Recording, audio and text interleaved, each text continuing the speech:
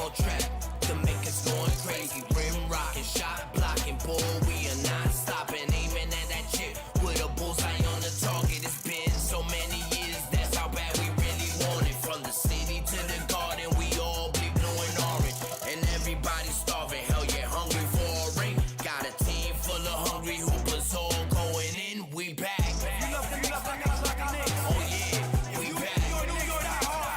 Let me hear you give it up. The Knicks is in the Mecca, yeah. Let me hear you give it up. The Knicks is in the Mecca, yeah. Let me hear you give it up. The Knicks is in the Mecca, yeah. Let me hear you give it up. The Knicks is in the Mecca, yeah. Let me hear you give it up. We back, we back, we back, we back, we back, we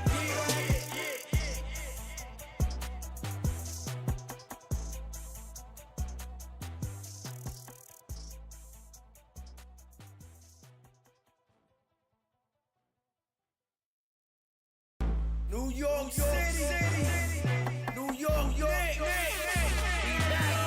If the Knicks is in the Mecca, yeah, let me hear you give it up. The Knicks is in the Mecca, yeah, let me hear you give it up. The Knicks is in the Mecca, yeah, let me hear you give it up. The Knicks is in the Mecca, yeah, let me hear you give it up. We back, we back, we back, we back, we back, we back. This is New York City, home of the Knicks, baby. Yeah, we back on track. The makers going crazy. Rim rocking, shot blocking. Boy, we are not stopping. Aiming at that chip with a bullseye on the target. It's been so many years. That's how bad we really want it. From the city to the garden, we all bleed blue and orange. And everybody's starving. Hell yeah, hungry for a ring. Got a team full of hungry hoopers all going in. We back. Oh yeah, we back. Let me hear you give it up. The Knicks is in the Mecca, yeah. Let me hear you give it up. The Knicks is in the Mecca, yeah. Let me hear you give it up. The Knicks is in the Mecca, yeah. Let me hear you give it up. The Knicks is in the Mecca, yeah. Let me hear you give it up. We back, we back, we back, we back, we back, we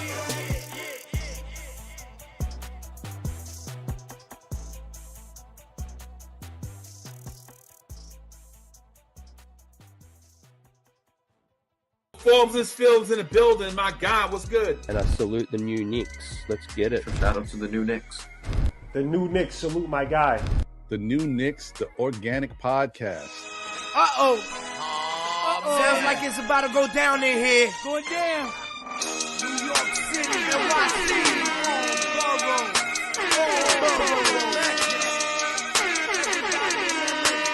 MSG stand up. Brooklyn, Staten in the Bronx. Manhattan, Queens, what you want? We want the Knicks. We want the Knicks. We want the Knicks. We want the Knicks. Brooklyn, Staten in the Bronx. Manhattan, Queens, what you want? We want the Knicks. We want the Knicks. This is for the win. We want the Knicks.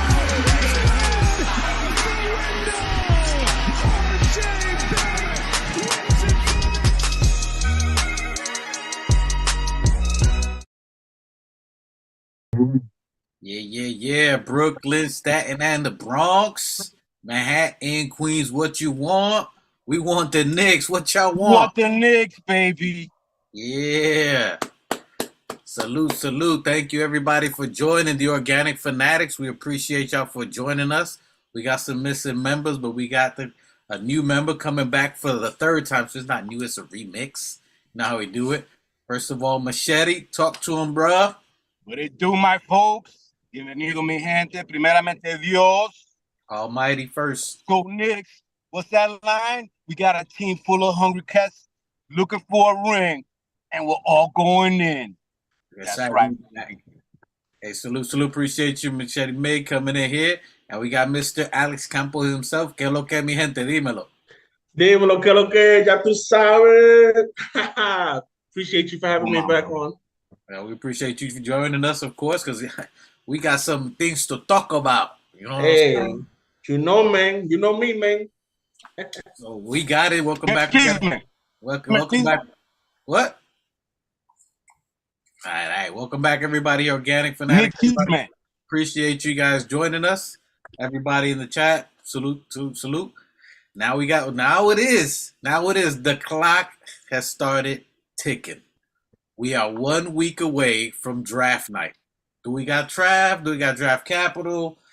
I don't know. We'll talk about that in a minute. But we got a week for draft, a week for anybody who's willing to be a free agent, which is the day before. They have till June 21st to declare that they're going to be either an unrestricted free agent and waive their contract that they have, which gives teams option right on the 22nd to start trading picks for players.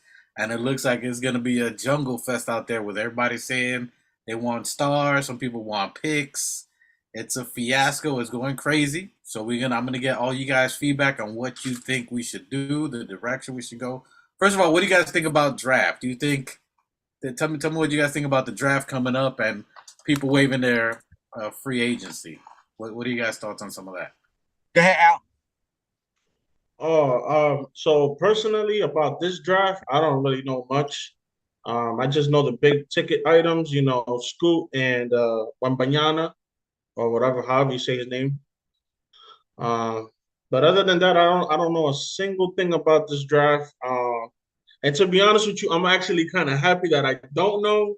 For the first time, I'm not looking at like Draft Express and all these other websites about, the potential of so-and-so. I'm more focused on the little improvements that we can make to, continue on this championship chase. All right, Machete, you got anything? Or I can segue you guys into something and we can recap a little something of what we're hearing on the line there. You got anything in particular you want to speak on that, or? Yeah, like Alex, I don't have too much information about all the draft players out there right now, other than they're big, Sorry. I'll throw some out. So then, other than that, I think that we might be doing some backdoor moves. We lost Scott Perry. His time was up with us. He was a great scout for us while he was here. We got a lot of good players, and so I don't think they're too worried about the draft picks or what might be a big. We don't know. This is supposed to be a good draft coming up, from what I hear. It's going to be one of the better drafts. But I don't know what we're going to do because we don't got any picks. So we might be doing some backdoor, maybe some high picks that we don't know about. I don't know what Leon's scouting might be like without Scott Perry. Or what, we'll see now after the fact. But as far as, draft information and picks like that, I don't got anything. And I think everybody's more focused on free agency and guys that moves where what we might do there. So let's talk a little bit about that. So let me set the preface of what we got pretty much going on here. So right now, we got the 3 years in the helm, right? We got 3 years under the belt with the new regime, with the remix of the regime, with Leon Rose and our front office, what we're doing. We primarily, if we started from the beginning, we got Leon Rose, Worldwide West, and we needed a drastic change. Nobody wanted to come to the Knicks. We couldn't attract any stars. We couldn't attract any major talent. We had no options of draft picks. We had no high draft picks since before RJ was Patrick Ewing. So we stunk at drafts. We stunk at getting talent. We stunk at even assembling teams. So we were terrible all the way around. So we got Leon Rose in the front office that we have now to try to get us in a respectable place. So he started by getting Thibodeau, he likes the THO, Thibodeau. We got a coach to get a defensive mindset, to set a groundwork so we can be a team and to build a culture in New York of where people would want to come and play, where a star would want to come and play, where a superstar may want to come out to play, where we can draft well.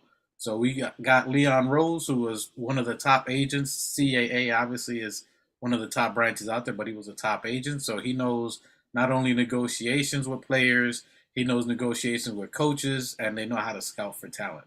So we got him into the helms, and they started making some of the changes, started making some moves. We got the Brock Ollards. We got all the best people from Utah to not only manage the money right, make good contract decisions. So we weren't just paying everybody like old Eddie Curry, a throwback to the pain, just giving out money for players who ain't even playing. So we got the right people to make the right moves for that. So we got people to make the right picks. We gave Randall a very good contract. Randall could have been up to $200 million. We obviously gave him $100 million. He's been our workhorse, our most consistent. RJ got a contract this past year, which was another great contract. People thought he was going to get a super max, like all these other players that were in his draft class that got even Garland, I think, got 195, something like that. He got some kind of crazy retarded deal, some super max deals, and we got him for 100, 120, something like that. So we've been very good, and prudency, which obviously we've been talking a lot about in the last couple of videos, being smart and prudent with your money. So we gave good contracts to RJ, Randall, and still able to get some assets. We did home runs on every pick we probably did, for the most part. So not only were we smart in trading down, which Knicks Nation almost blew their lid every time. What? They could have taken so they traded down for what? You kidding me? For 2 first picks, and then when we get a 13 that we traded off, was it Duren to Detroit? And then they were like, to Detroit, what? We could have had him. Flip their lid again. And then we ended up flipping and getting all these right players, the Grimes, the Deuce, plus acquiring 2, 3, 4 first-round picks at the same time, and these players hit, right? And even to the point that Grimes, we weren't going to send them anywhere, right? Because even in the Donovan trade, we weren't going to swing them out. Long story short, with this long recap backstory I'm giving you, is bringing us to today. In 3 years, we made the playoffs in the first round. The first year with Thibodeau. Second one we missed because we kept all those rickety old players.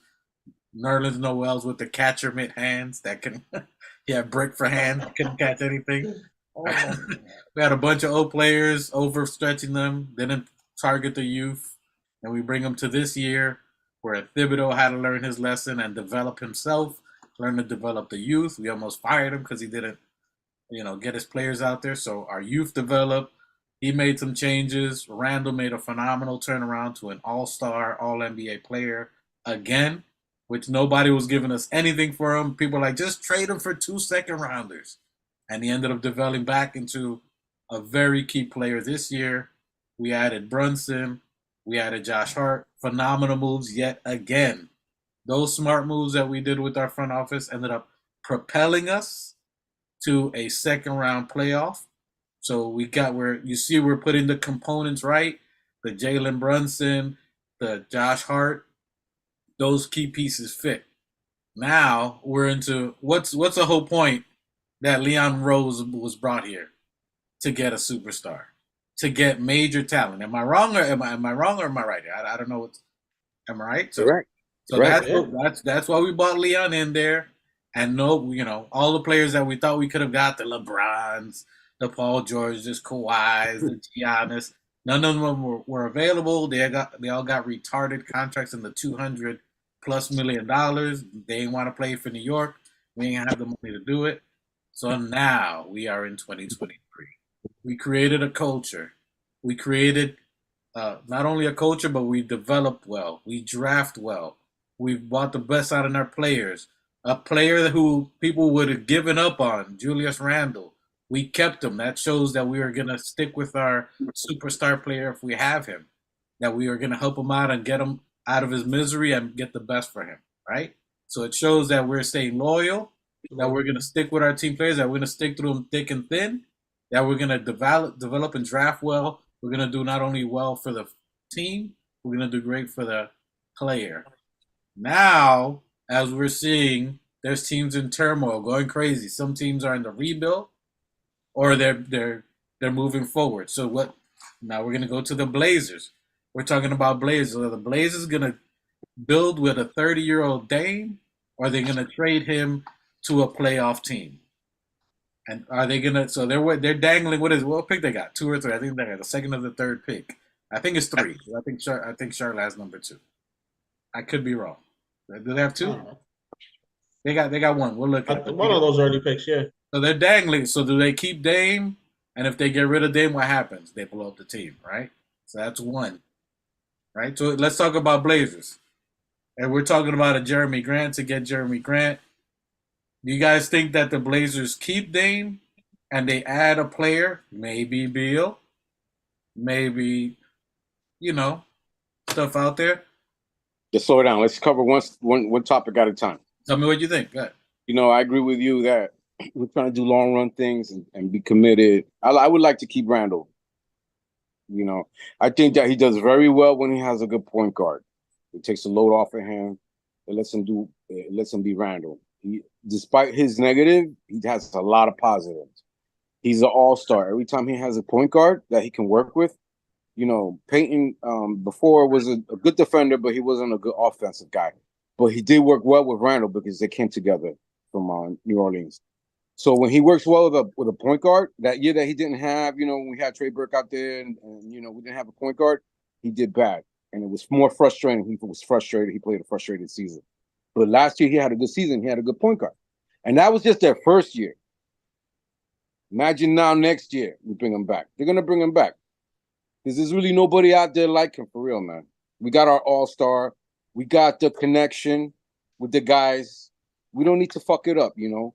KP, yeah, it would be nice. You know, I'm really reluctant with the KP thing.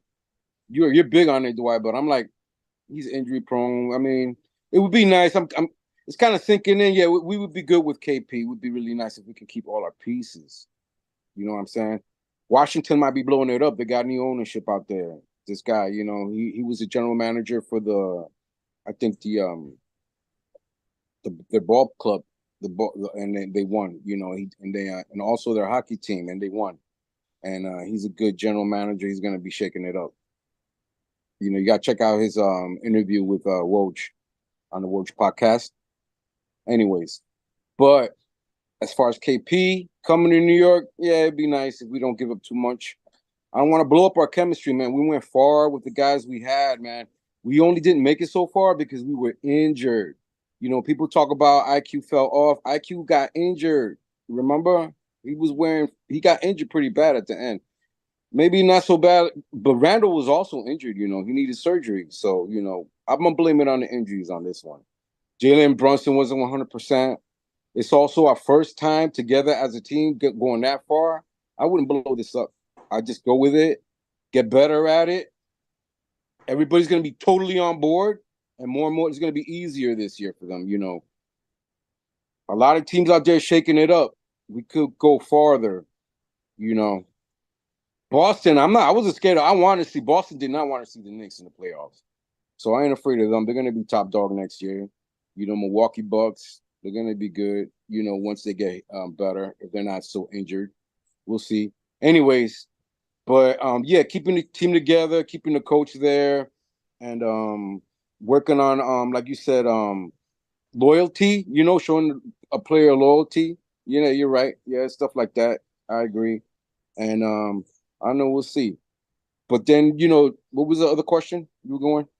You know, after that, I mean, which basically this what we're talking about today is we're talking about how we got here, how we developed, how our team got here, the chemistry, and basically the topic of this video for the most part is what direction do we go as a team? Because if we stand put, we've done very well in this last year. We made it to the playoffs, the second round, and if we're really realistic, we could use a couple of small tweaks to get it to where we can be serious contenders without going super crazy, changing the dynamic of the team, changing the chemistry for the team, and just adding a couple of pieces. So, or because there's such a shakeup, there's probably not going to be a shakeup like this for a long time. I mean, New Orleans is talking about getting rid of Zion, which is why you see the caption here. They're having fallouts. He doesn't have connection with his team. You know, there's a lot of plays out there. Obviously, there's a lot of ifs and question marks. I'm not saying whether we want to do it or not. We're just observing the landscape. Doesn't mean we have to go for it, but observing the landscape. There wouldn't be another player since LeBron James. You're considering Zion? I'm looking at all the opportunities there. I'm not saying where I want to do it. I'm just looking at all the opportunities. But we don't know what the Pels are going to do. The only what they're telling you about Zion is what's going on with the whole baby mama dramas and shit. But they said there's no connection with him and the team or him and his team. I never heard of that. I saw him getting along with the whole squad the whole time they went to the playoffs. He was cheering. He got their back. What Cheeseman? What are you talking about? They're saying there's no connection. Even other than that, he doesn't chat with them in the offseason. I That don't was a know, report man. that just came out, I think earlier today, right? Mhm. Yeah, it just came out today that they're saying that there's no connection with him in the organization or him in the or his team Was it Woj as that a said that? regular. I I could believe it was understand me. him being distracted, yeah, and he's got stuff on his mind and probably whatever, man. I'm not gonna talk about that dude, but I just don't see him why we would go after that problem.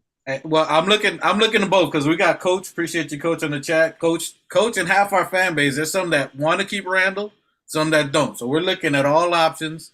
I'm looking for all bases that we're talking about just to see if we went this I'm one. Team Randall, bro. I, Loyalty. Once a Nick, always a if Nick, it's me, regardless. if you look at the last videos we talked about, I'm for making small tweaks. If we could somehow get Bridges, maybe Jeremy Grant or something like I that. don't see that Bridges move, dog. I don't see a competitor, especially across the road, across the bridge, trying to help us, trying to empower us, because that would empower us. Well, what do they have going now? Again, They got him going on. Why would you as a team want to give that guy up? Because he's 27. So he's what? 27, and So everybody else on the team is 21. So what? Nah, dude. So you're gonna get rid of the veteran. If you play him and you play everybody that they got right now and add a couple of pieces, you know who they're gonna be? The Washington Wizards. That's what they're gonna be. They're gonna be in the middle land forever. I think you're underestimating that coach. I don't think you're estimating them. What you got, Alec? Underestimating them once again. Don't estimate that coach. He did decent for a team that got shook up and that had a lot of bullshit on their plates the last 3 years. He did well. He went from an assistant coach to a coach that, despite all the bullshit he had to deal with, don't sleep. I think they had a decent team. They got back, Cam Johnson and Malik Bridges. It was fun them playing against us. I think we went 1-on-1 with them, right? Yeah. Over the season, the regular season. Do you see that as a winning team, like a championship team or a team that can do well in the playoffs? Not a championship team. We're barely a championship team. I don't see them a chance. But I see them as our competitors. And the competitor is not going to try to want to help your organization. That would take a lot for us to get like a Malik. I mean, I don't know. I just don't see it. I don't see it. I just don't see it. Look, again, all this and every other team, it depends on what they're doing. If they're assembling a team, they're not going to do it. But if that's like the Mets trying to help the Yankees out in pitching, you think the Mets are going to help and then what happens when they have the Subway Series? And what happens with the Yankees beat them because the Mets helped them? It doesn't make sense. No. It's deeper than that, bro. Because we're in the same division, so we got to match up with them. Exactly. We're in the same division. I personally feel like I don't think, even though like you could conjure up any kind of trade or whatever, I don't think Bridges is going to be coming over as a trade.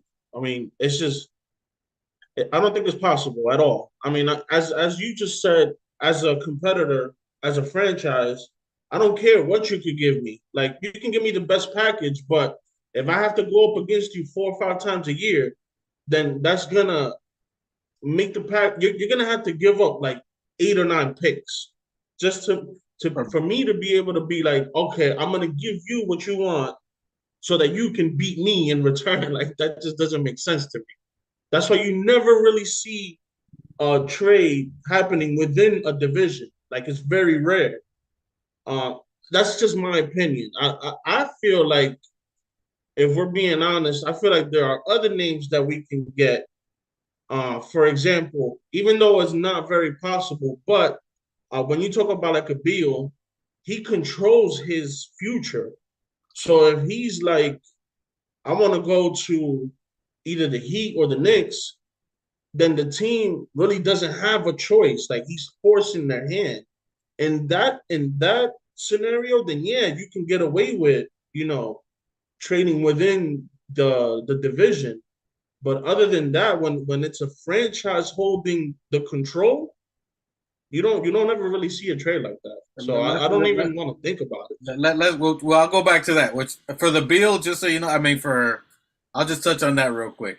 As far as for Brooklyn could do it. This is just my opinion. They could.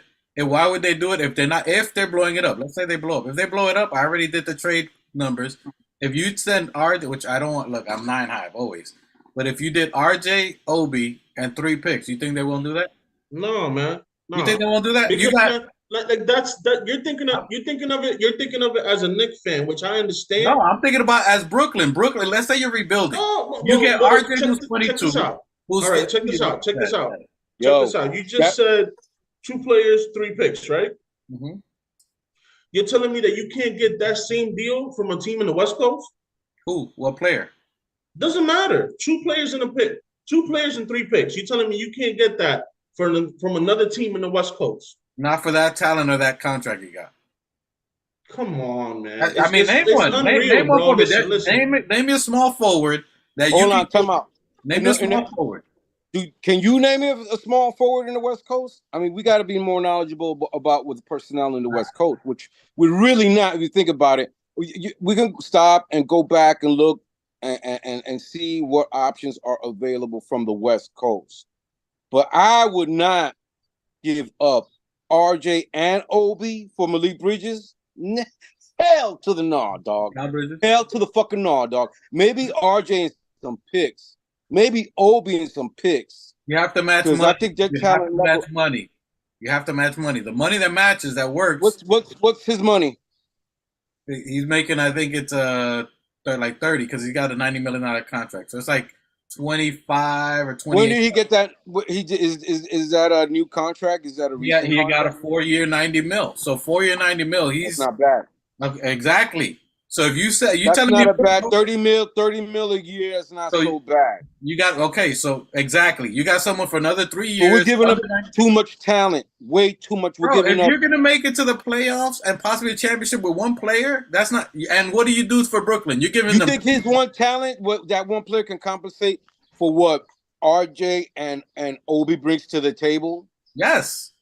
So you're telling me Jalen Brunson, Grimes, Mikal Bridges, Julius Randle, and Mitch as a defense and a starting 5, they're gonna lock down everybody. With Grimes and Bridges, you're locking down everyone and Mitch. There's no one who's gonna play any offense against you, or they're gonna struggle. That right there is will be the number 1 defense, hands down, in the NBA. Then I think that RJ is an upcoming Randle. He just doesn't have the size yet, but he's a bully inside. RJ, he's gonna get more skillful. He's still very young, 23 years old. Okay. He's got time to develop, but he's already a 6'9" guy who's like what, 230. Okay. Well, once he gets like 25, 26 years old, he's gonna be magnanimous, dude. He's gonna be magnanimous, bro. Okay. And that would be a powerful guy that I would not give up a guy like RJ personally. But Obi Toppin is a 3-point shooter. He's a deer on the court, and I think you're just giving up too much talent for even Malik Bridges. I like Malik Bridges, yeah, and the connection he has with Brunson and Josh Hart and all that. And you're right, those top 5 right there, that would be nice. But I don't know. I just wouldn't. What happens when you get injured? You're not thinking about the injuries. So who's gonna back up? He hasn't missed a game in 6 years. He hasn't missed one game in 6 years. One game. He hasn't missed one in 6 years. About Iron Man. So you got him and Randall and Brunson who never miss games. What are you talking about? And that's gonna help Brooklyn because you got a young RJ, you got an Obi, you got a Cam Johnson. Maybe they're not going to be super great, but guess what that's going to do? That's going to put asses in the seats because nobody wants to go see Brooklyn. You think they're going to want to go see Obi? You think they're going to want to see RJ? That'll sell tickets and sell merch. That'll make them get revenue. So it's a business move, and they get young talent that will get people to look there. This is just my opinion. I humbly disagree, and I don't think it's going to happen. So, I mean, I'm saying an option. I'm not saying it would. But for Brooklyn, you're telling me you won't take 2 great young talents and 3 picks? And the thing is, you got to add on to the fact that I have to face you multiple times within a year. And now, not only that, but if it's a 4-year contract, it's not going to be a 1-year thing. Like, I'm going to go face this man for 4 years. This man is going to cook me for 4 years, bro. Like, it's not going to cook you because I don't think it's going to ever happen. Players are when they play at MSG, when they come back with a veg, and then you got 2 coming back at you at MSG. I'm saying I agree with Alec. I wouldn't make that move. Okay, that's how the Unless you can buy him outright for 30 million and bring him out without trading any of our trading RJ and Obi. You got a good point. You make good points about what the revenue would bring for Brooklyn. If, maybe some of the fans will go over. They would play. Who knows? But I'm just saying for them. That was just a thought. That doesn't mean it's gonna happen. And even if you deal with them, it more than likely gonna be a 3-team deal where we'd send someone else elsewhere and then they get someone. Anyway, but what was the other options you were talking about? Yeah, let's talk about Bradley Beal. Everybody's talking about Bradley Beal. Do you guys think Bradley Beal? Because saying we're talking about, let's talk about Bradley Beal. Let's talk about it. Let's start talking about it. So Alex, too expensive, bro. Too expensive. His last year is 60 that's the mil. one I want, man. I'm not gonna lie to you. At first I thought just like you, too expensive, too injury, blah blah blah, all this other stuff. However, as I started thinking more about it, and really, I got to give credit to Woj not Woj, some dude in ESPN. He was talking about it. I forgot his name. The big guy, Wendy. Yeah, Wendy. So he kept saying that he's like he's in control of his future. So, for example, if he says, "I want to go to the Knicks," and I said, then the package that we return to Washington, it could be whatever we decide as long as we match. I get we have to match it and all that, but it could be whatever package we want to give them because he's forcing their hand. So the more I think about it, the more it's like, all right, well, I'm sure you can make the numbers match where, like, say, Evan Fournier, couple picks, maybe if you want to throw RJ in there, that's cool. But I think that would be the package that realistically could happen if he forces their hand and says, I want to play for the Knicks. Now, if that's the case, then absolutely I'm all in on Beal because that man is a bucket. Other than Beal, I don't really see anybody else really pushing us forward. Unless we're gonna unfortunately have to take a step back and give up one of our major pieces. For example, everybody keeps talking about Dame Lillard. We'll come back to him. Stick with Bill real quick. Who, if he says he wants to come to us, we say we like him. Who do you think we send out for him? Because you got to match the money. If in this scenario, if he says, I want to go to the Knicks, then you match him with Evan, you match it up somehow with Evan Fournier. I would throw in maybe 2-3 picks and maybe Rose or maybe RJ. I don't know how much, I don't know what the numbers are exactly, so I don't know what to match it to. Fournier's 20, RJ would be about 23, and Derrick Rose is right around 15, 18. So wait, I'm sorry. Repeat that again. So, Beal, how much is Beal making? Beal's making $46 million. So you got to come to 30 mil, right? Nah, you got to come to at least very close to 40, at least. So you talking? I'm gonna say Evan, you got to come to You're talking about Evan 20. All right, fine. Let's say you got to go to 40. So you got Evan have at to what? throw in RJ. That's 23. So that's at 43 mil. No. So that's it, right? That's all you need right there. But that's not all they're gonna take. Right. So you give them Evan, you give them RJ, and you give them 3 picks. And what if they want another? But they're gonna want. It doesn't matter what they want because Beal says, "I want to go to the Knicks." So we give them what we want. He's forcing them. It doesn't matter what they want. See, that's what I'm saying. The more I think about it, the more I sit on it, the more I like the Beal situation because, quite frankly, as the Washington organization, if they want to do right by Beal, or even if they don't, it doesn't really matter. His player option or his no trade clause is what's going to prevent any team from gutting their core to get him. That's the beauty of it, is his no trade clause. So it doesn't matter what they want. I mean, we could just give them, like I said, what did I just say? Evan, Rose, or RJ, whoever, and 3 picks, and that'll be more than enough. I think that matches salary wise. I don't know. I have to go to like ESPN and do the numbers, but that should match, and that should be more than enough for them to ship him on his way. If you, go ahead, Miguel. You wanted to say something on that before I go for. Yeah, Bill's just too expensive, man. I mean, he has from it keeps going up, man. It goes like from 40 to I'm gonna tell you the numbers right now. Next year he makes 46,741,000 plus.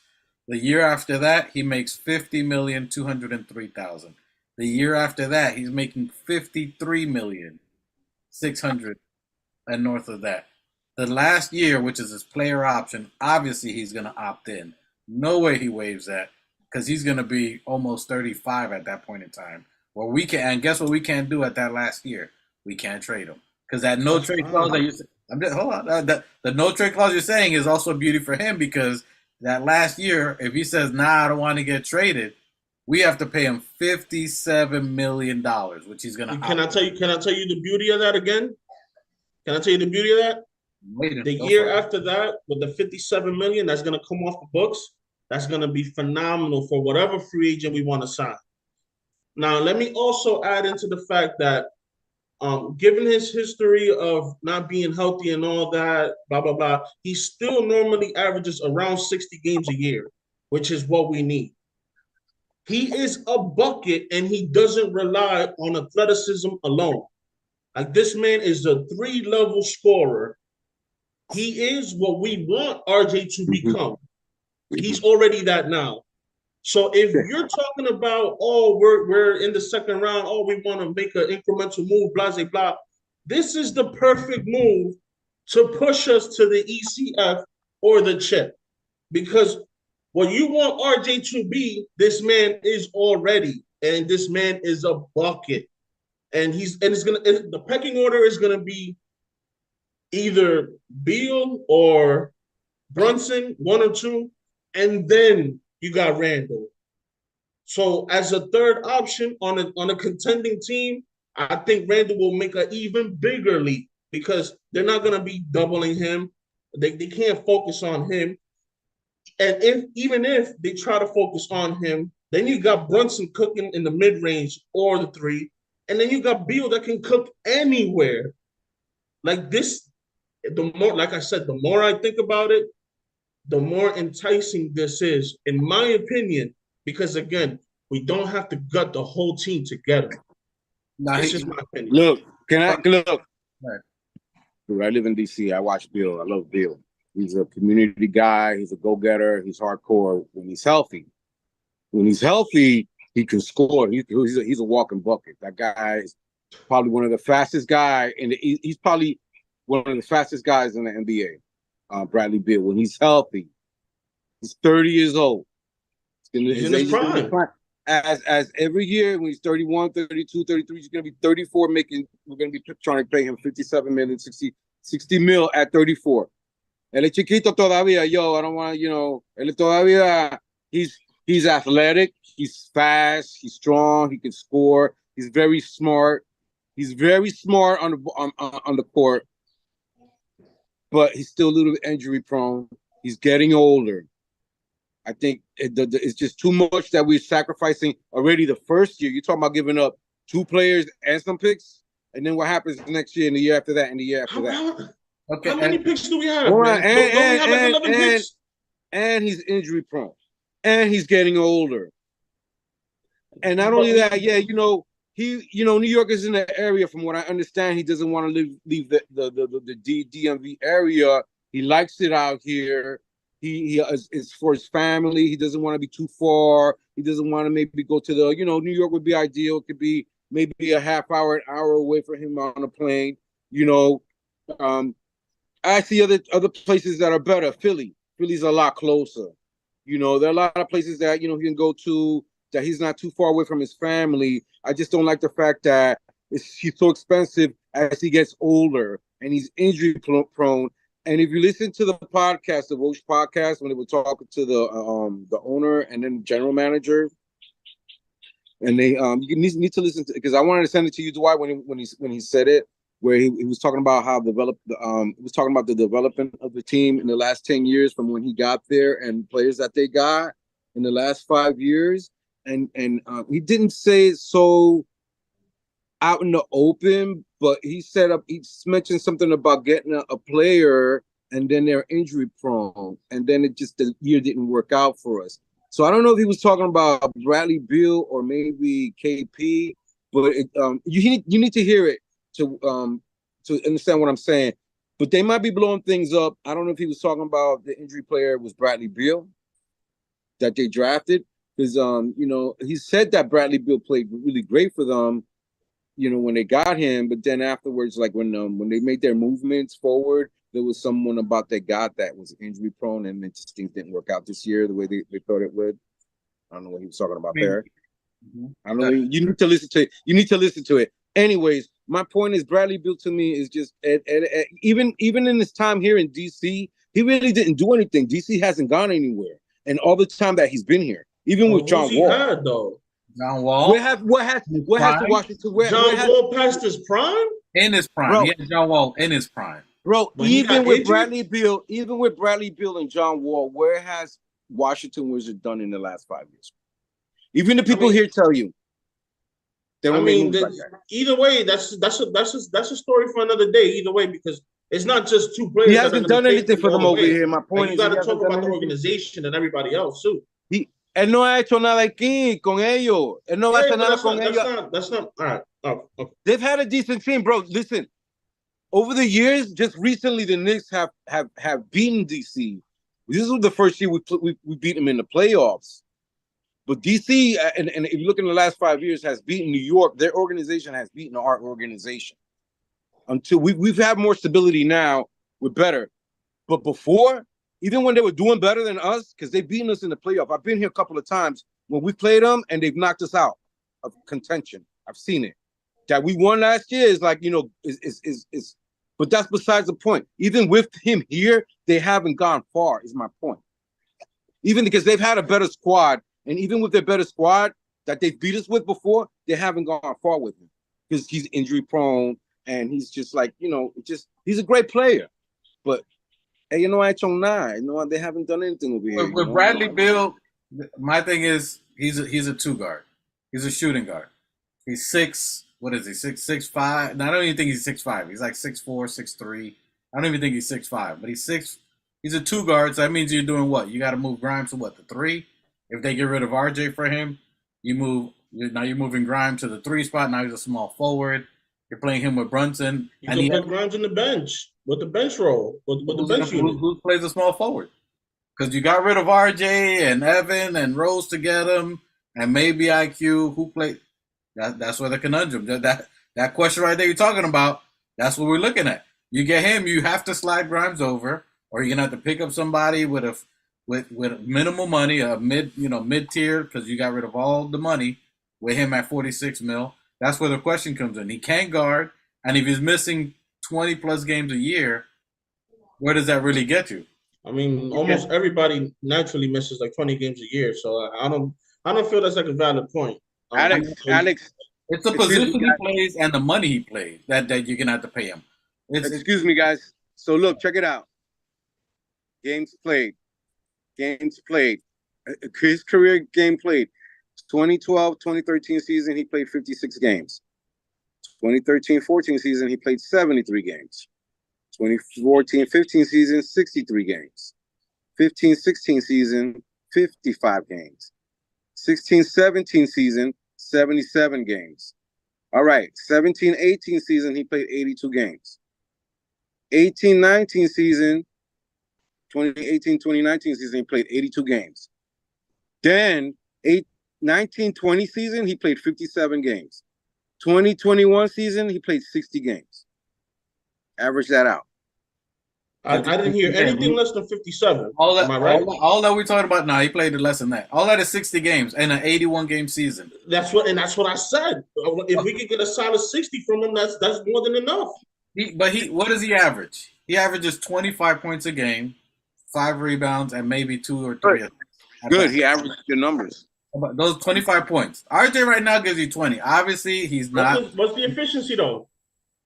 Okay, he's good. He's good with his scoring. Let's say that he could be efficient, But what did I say? What did I say, bro? What did I say? What I It's said not was the durability that he's what you want RJ to become.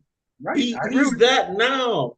If we're talking about incremental moves all right. to push So us hang on. forward, So can I ask you this something, is the Alex? one. Alex, okay, I hear you because he has great numbers. Would you rather have an RJ at 23 getting better over the next 4 years? He'll be 27, or an aging, more expensive Bradley Beal, who's going to be 34 in the next 4 years. Bet. And I'm glad you brought that up. Because how old is he now? 30, right? 30. So, and He's you know what? entering. By the time comes is at 32 and 33 years old in the NBA. Okay, so at 30, you would say he's in the middle of his prime, right? No, he's at his prime, and he's at the he tip should be of peaking. He's at the peak of his prime right now. But he's about to start going down. Okay, There's no up. Perfect. He's down at the mountain. That's fine. I'm cool with it.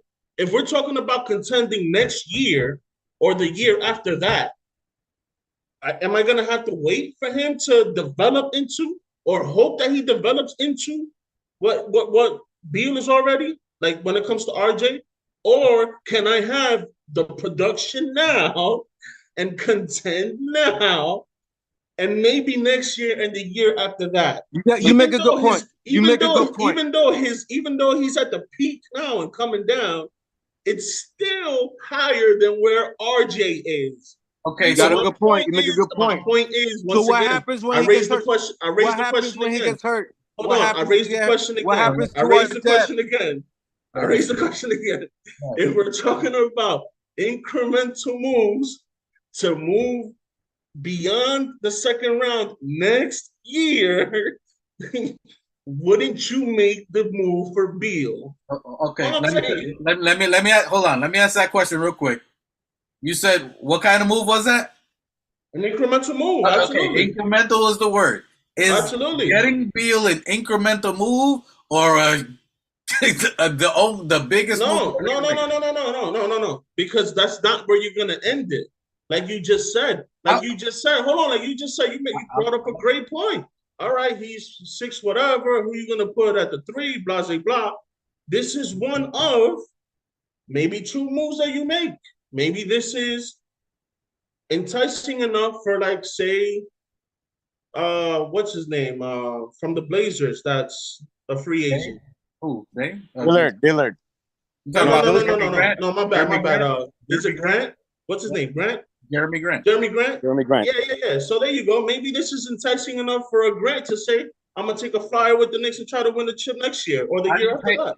How do you pay him? He wants the bag. He's getting the bag this year. So you got $47 million on him. I mean, if he wants, that's on him. Yo, we're all over the place. So we can all agree to disagree. You make some good points about Bradley Beal, and we say that our points about Bradley Beal. So we're there with that. But who we're going to talk about now? Jeremy Grant. Hold on.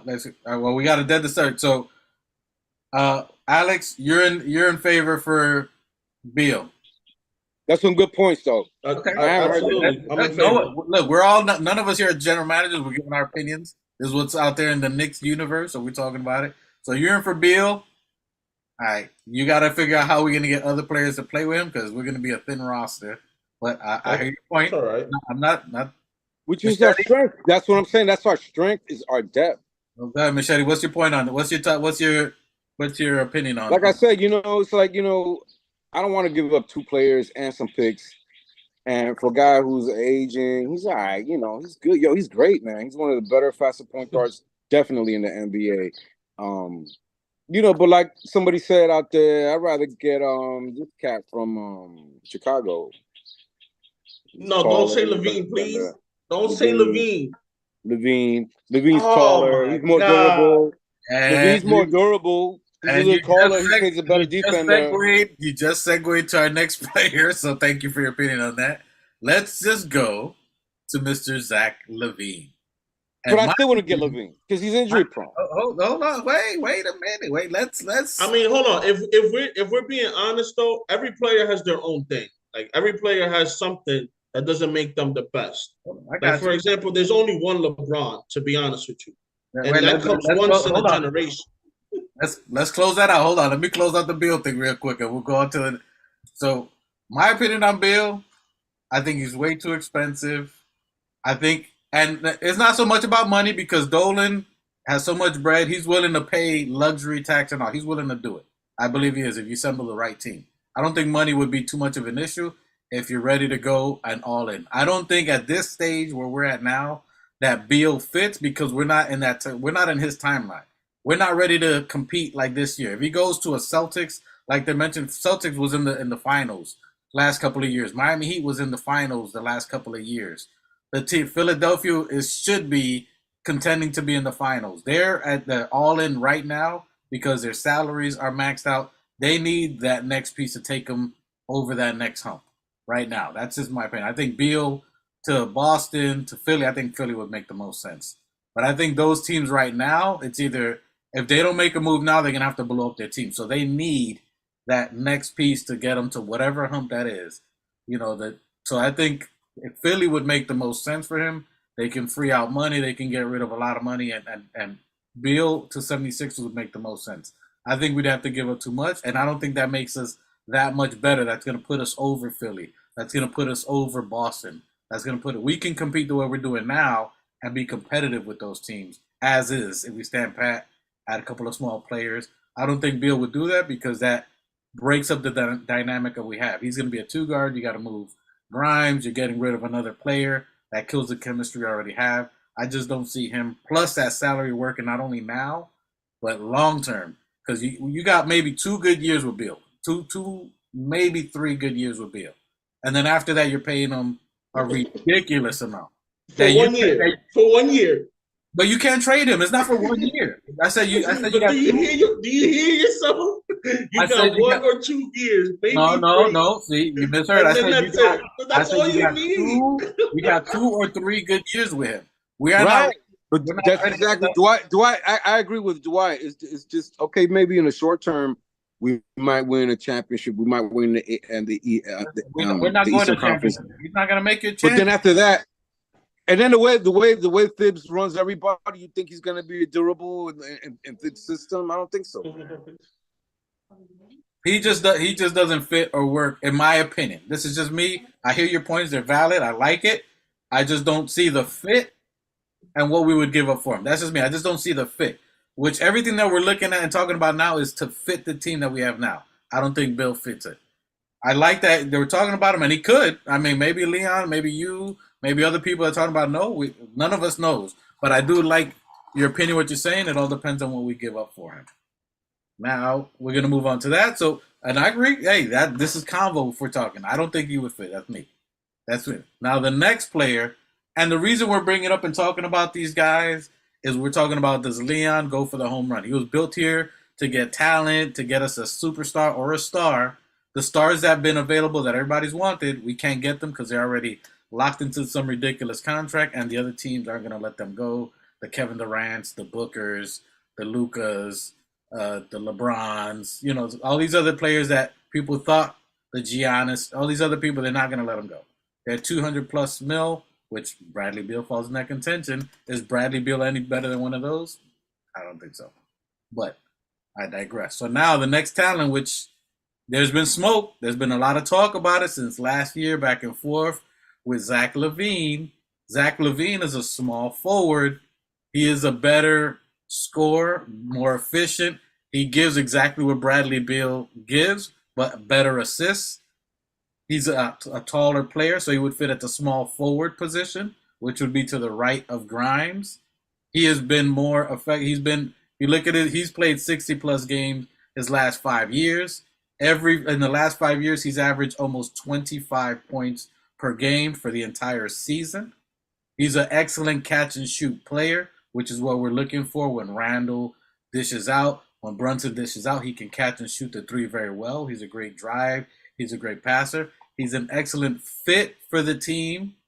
This is just my opinion for a star caliber player. If you look at his contract in comparison to Beal, his next year he makes $40 million. Then he makes $43 million. Then he makes $45 million, and his last year is $48 million. And he's younger.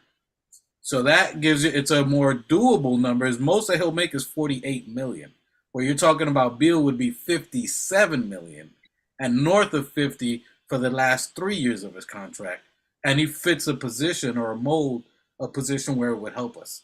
A small forward, which that's where the changing of the game goes. Dwight, can I ask you something real quick? Can you read off every year the difference in pay between Beal and Levine? Yep. So the next year. Yeah, I got you. So Beal's first year, if we got him this upcoming year, he'd make $46,700,000. Zach Levine would be making $40. That's a $7 million swing. The next year for Beal's contract, he'd make $50 million, which is $24.25. $50 million, $200,000. Zach Levine would be making $43 million. 25-26. Beal makes $53,600,000. Zach Levine would make 45. So he's only going up $2 million per So year. about like 7 to 8 mil difference. That's over the 4 years? No, go ahead, keep going. Yeah, I got you. And then the final year, Beal makes $57 million and Zach makes 48, which is almost a $9 million difference. So that's like an $18 million over the 4 years? Over the years, and he's only going up about $2 million per year. Roughly. So it rounds out to about 18 mil for the 4 years difference. Ballpark. I mean, it's a little more, something but like that. Nonetheless, all to say is you'd get about $20 million cheaper with Levine. He plays the right 4 years. Over the He's 4 younger. Years. He's a little bit more durable. Position. He's a little bit more durable. He knows fibs. And he fits our need. We need a catch and shoot player. We need someone who's really good at threes. He's a good slasher. He's a good spot up shooter. You can send Rose home. You can send Fournier. And you can send him some picks. And then that'll smooth it out even better. Oh, hold on. Are we really saying that Chicago is gonna go for Fournier, Rose, and picks? There could be other things on there. It's obviously going to maybe a different player. Obviously, there'll be some number that whether. My opinion on Fournier is that he's a competitor. This guy plays not only in the NBA, he plays in the FIBA league. He plays for his country. He's taken his team, France, to the playoffs. I think they went to the. I love Fournier. I got nothing against him. I love Fournier. I got mad respect for that guy. That he didn't play and that we didn't use him or Rose is my only thing about fibs that pisses me off. It's the only thing is that he didn't utilize those two leaders. They're leaders. They're vets. They had connection with the team. They were for the team. Fournier was for New York. It just pissed me off. Well, why didn't he play whatever. them? He wanted to keep his 9-man rotation. No. Why didn't he play them? There's only one glaring reason why he didn't play them. They don't play defense, but so what? You need the offense. But you got guys chucking up threes and missing threes that Fournier couldn't make.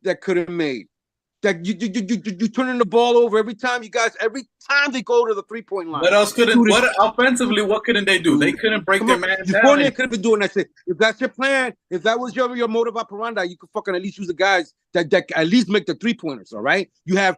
Definitely Rose can make the 3-pointers for you. A lot more than those guys on those teams. And definitely Fournier, who broke your 3-point season record last year. Did they break down? Right? He was better than Nova, dude. He was better than Novak, dog. That's how good with 3-point shooting is. Discount Triple Chat. That's my guy. Listen, let me just say this real quick. If you don't mind. All I gotta say is if we're gonna get Levine for what you just mentioned, Rose, Evan, and 3 picks, I'm all in. But realistically, I don't think Chicago's going to settle for that, not for Levine. And not only is he, as you said, injury prone, he's not only injury prone, he relies on his athleticism a lot. Like this man is. I don't think he's as injury prone as Beal. As raw Hebrew says, this man is a pogo stick. Yo, look, that guy wants to leave Chicago. Number one, he doesn't want to be there. It doesn't matter. Does he have a no trade clause? It would have been one star. It would have been one thing if Ball was playing. There would have been one, but Ball fell off. He might not even come back. All right. Man. So my question is, does he have a no trade clause? No, he doesn't. That's the other beauty of it, that he doesn't have a no trade clause, dog. How's that beautiful when you have to give up more to get a player that is the same as Beal? Like, What do you consider more? What do you consider more? Picks? yeah, you're gonna have to give up the farm. You got 11. Oh, but I would give picks. I would give up picks for Levine. Okay, dog. that's the whole point. Okay. So then, this is the move to take us to the finals. Listen, this Yeah. is the move. This is the Levine? move. This is the move? Hold on. Let me answer that. This is the move that fits our timeline. We have a 4-year window. The Randall, all the contracts we got are 4 years that were competitive. As far as being competitive, this guy Levine is in the same age as Randall, same Younger. age as Brunson. He's just a How little old bit is older than Levine? Brunson. They're a little bit old. He's a little bit older, but he's 27, I believe. I think he just turned 27. He's like Randall's age. They're both 27. He's in the timeline. They're all peaking He's at an the same all-star. time right now. It will make us extremely competitive for 4 years. Not saying you take it over the bridge. The Yeah. money works. I'm sold. As far as And not only that, he knows what Thibs would expect from him and what to expect from Thibs. Yeah, He's already I'm been in. Hey, If you're hold on. gonna get him if you're gonna get him from the same deal as Beal, I'm all in. And you could probably mix it a little bit. You can make it. Maybe they want just dead. Maybe they don't want to take an RJ or somebody. Maybe they just want that dead money and picks. So then when you send Fournier, Rose, I'm all in. 5 off their book. I'm pushing my give them chips all 4 in. picks. I'm all in with you guys. All right, All we're in. all in. Wait, We're hold all in. on. The number one reason they're going after him. Guess why? He's a CAA client. Oh, that's 4 reasons right there. Those are 4 good points. CAA. Anyway, that's. Listen. Everything you guys said is beautiful. I got nothing against the kid. I hope he stays healthy. I like it. If you could get him for the same deal as Beal, this is the key. If you could get him for the same deal as Beal, I'm all in. Sign me up. I like it just to send Rose back home to Chicago. I think it would be great for Chicago. They'd be really happy. I think he's still got another year in him. He's been healthy. He looked ready at the beginning of last season. I thought he was gonna ball out, but they sat him down, whatever reason. But I think that they need a point guard, and he would be a good veteran point guard for them to have. All right, so make it. Send him home. Absolutely. Make it make sense. So to make it make sense for Chicago, Chicago's in a make or break year. Vujacic is their center, who they have. Vujacic is a unrestricted free agent. So do you pay this 32, 33-year-old center another $100 million? Vooch is nice. Okay, I got you. But do you pay a 32, 33-year-old player another $100 million? Do you keep him and to do what you got now when you already know that Lonzo Ball is going to miss the entire year? Lonzo Ball, whatever, they were doing good when they had Lonzo. Vooch is one of those centers that spreads the floor. Who would you have? Vooch from Indiana. But think about it. We're thinking as Chicago right now. We're Chicago. Chicago, you're in mediocrity. You've had these players. You paid them a bunch of money. You just gave the guy $200 million. Do you compete again? And you got a 33-year-old DeRozan right now who's gonna make. I think he's making 28 or 30. He's making about $30 million. Yo, you know what? The Bulls are not my problem. That's the Bulls. But hold on. Miguel, I'm answering a question from somebody in the chat. Somebody in the chat said to make this make sense. So I'm explaining it so it can make sense. Go ask somebody who's a Bulls fan. Go on a Bulls channel. Well, then you just put your thing on mute and let him listen, okay? This is for someone who asked a question about the Bulls and why we would make this trade. It would make sense to the Bulls because you're either going to, again, the whole question we said before, these teams either they keep what they have and be mediocre or do they break them up and get assets? Bulls, New Orleans, Blazers, Brooklyn, there's a lot of Phoenix. There's a lot of teams that are either they stay the way they are and be mediocre because the cap is coming next year, or do you try to get some new talent or picks or something? So there's a lot of teams that are going to be blown up. Yo, what pick do they have in the draft right now, the Bulls? The Bulls? Nowhere near the 10. I don't even think they're top 10. Okay, so if the Bulls are blowing it up, the first rounder we had was the Dallas pick. We got them. Dallas burnt us, and that pick went to them. So we don't have ours. and then we gave No. What? Hold on. I'm answering the question. Let me answer the question for the guy. Hold on in the chat. And the other first rounder that we had, we gave up for Josh Hart. Yeah. That's why we don't have a first round pick this year. Listen, if the Bulls are blowing it up, putting on my GM hat for the Bulls, if they're blowing it up, I'm gonna try to destroy whatever picks the New York Knicks have. So whatever they can trade, I want it. So like if we can trade, I know there's like stipulations where you can't trade back-to-back years and blah blah blah. So if they can get like 7 picks, I'm going after all 7. No, we ain't. There's no way. They're not, okay. So let me pose the question again. Are you gonna go for Levine and give up 7 picks plus players, or are you gonna go for Beal and give up Fournier and Rose and maybe 2 or 3 picks? I'm not doing either. And pay pay $20 million more. Okay. In the long run. All Listen, right. and again, this is if it has to make sense. Bill is not going to make sense. And when have you ever seen Leon in 3 years go crazy spending like that? Bill is not going to work. Levine, it's got to make sense. We'll give you guys ese judío maceta, bro. That boy, ese tacaño, no? Ese tacaño.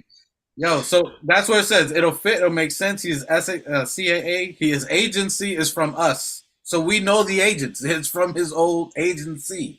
So they know what they're going to ask. They're not going to milk. His old employee is not going to milk his own boss. Why not? Why not? If they're He's going to get the most. They both want to do good.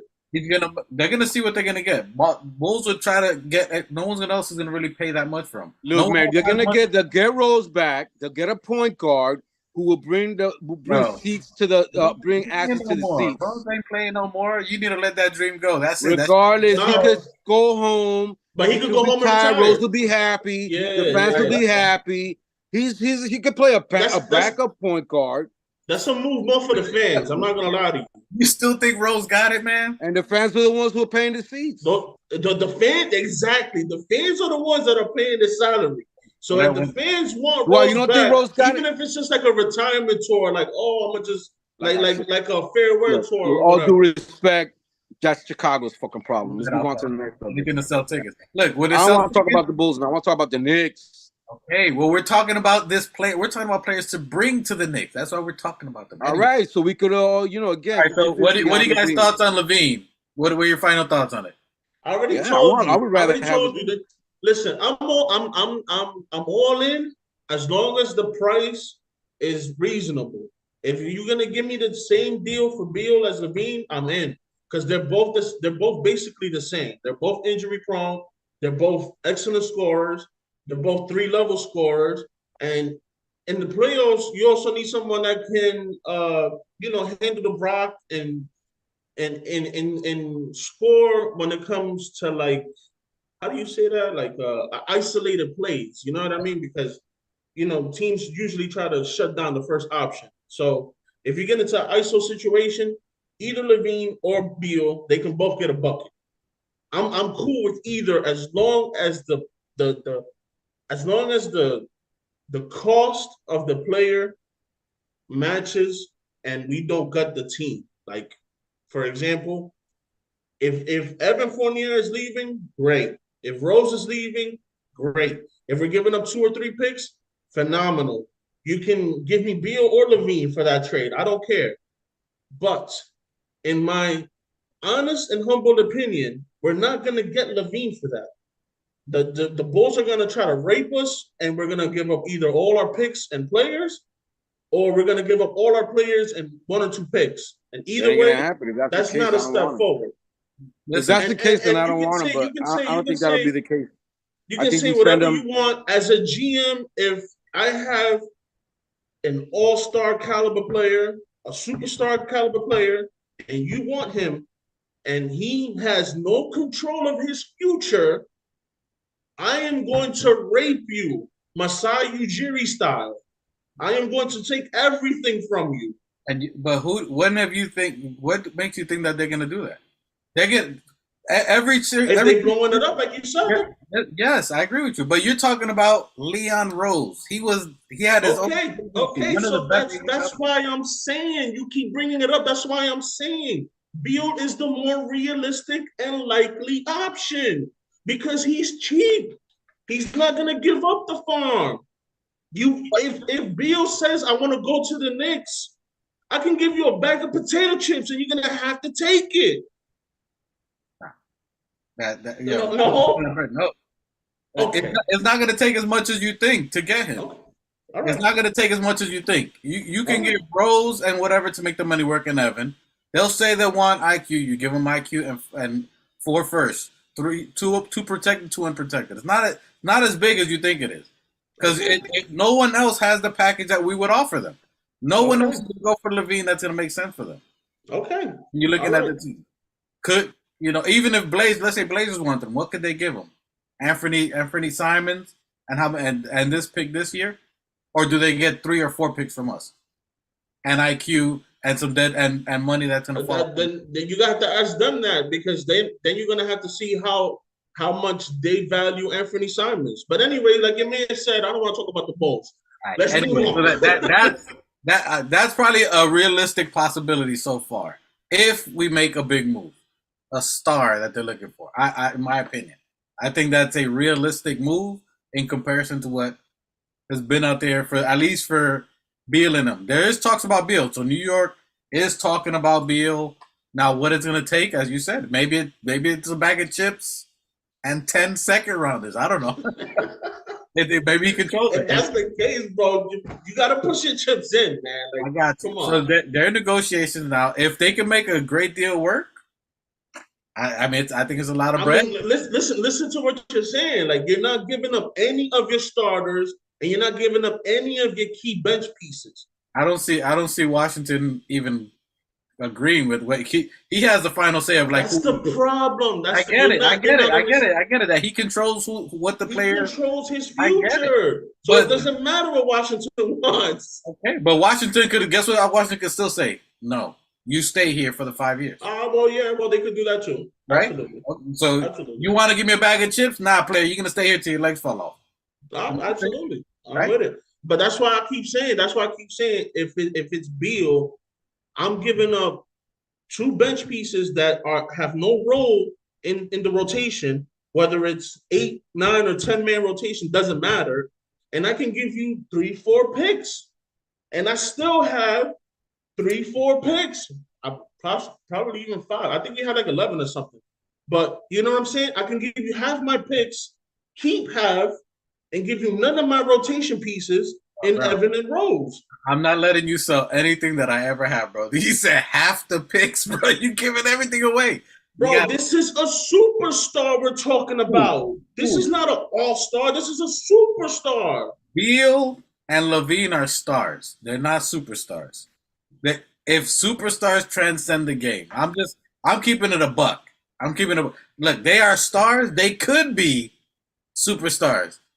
Jason Tatum he's a different level. He's not at Jason Tatum level to me. He's very close. That's why I said we could take him, and he would, as a Knick with Randall and Brunson, he would be a super. He can get to be the superstar. He can definitely get to be that.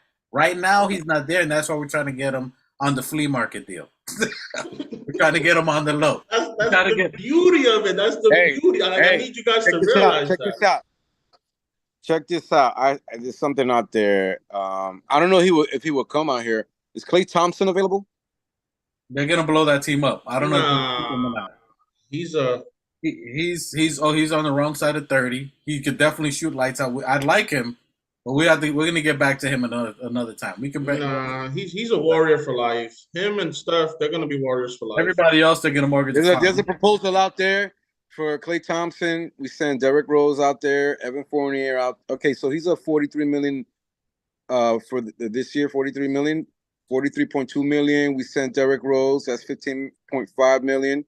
Evan Fournier. That's $18.8 million. Obi Toppin. That's $6.8 million. And 2 first rounders via Detroit, and our 2024 via Detroit, and our 2024 via Washington. That will work. No, I'm not giving that for an all-time great three-point shooter. You wouldn't do that for one I'm of not the taking best. You're giving up Derrick Rose, you're giving up Evan Fournier, you're giving up Obi Toppin, and 2 first-round picks that don't even belong to us. If I'm the Warriors That is a organization, steal. I'm laughing at you and hanging up the phone. Rylan, that's if they bite on that. Nah, they're not biting. Come on, man. They're gonna bite on that. It's just Yo, a proposal. It's just a proposal. Listen, they're paying $400 million. They're $200 million over in luxury tax. You telling me that they're not gonna do whatever? Look, we made a run. We got that last chip. Yay, yay, yay! Steph, you're here. Everybody else, fire sale. I got the lawn chairs outside, including Clay. Your 2 cornerstones. You're gonna give up one of your 2 cornerstones. Yes. They're not. They didn't even compete last year. They did the best they could. They're paying double their salary. Whatever they're paying everybody, they're paying double that just for taxes. Again. It all comes down. Listen. I don't care what the name is. Klay Thompson, LeBron James, Kevin Durant, Devin Booker. I don't care what the name is. As long as the deal is beneficial to us, I'm with it.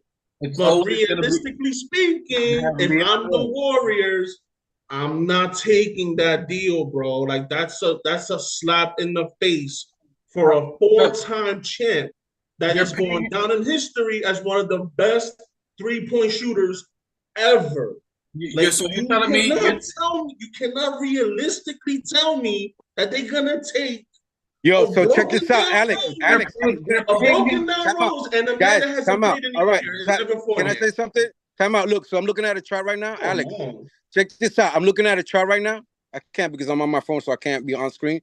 Most clutch buckets against every team in the last 5 years. Okay, whose face keeps coming up?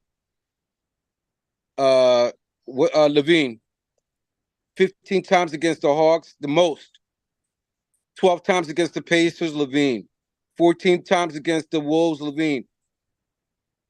And 19 times against the Knicks, Levine. In this chart, okay, Beal, 16 times against the Heat. Let me see if I see Beal again. That's it.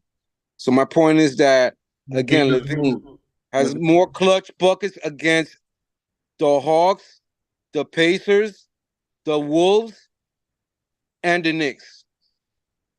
Guys, a bucket. Anyway, I'm gonna send you the picture on the chat. We got it. So the move is Levine, I think. My opinion overall makes the most sense. The money works. The picks work. Alfonso, shout out to Alfonso. Look at the question he put. It ain't gonna be up to him at that point.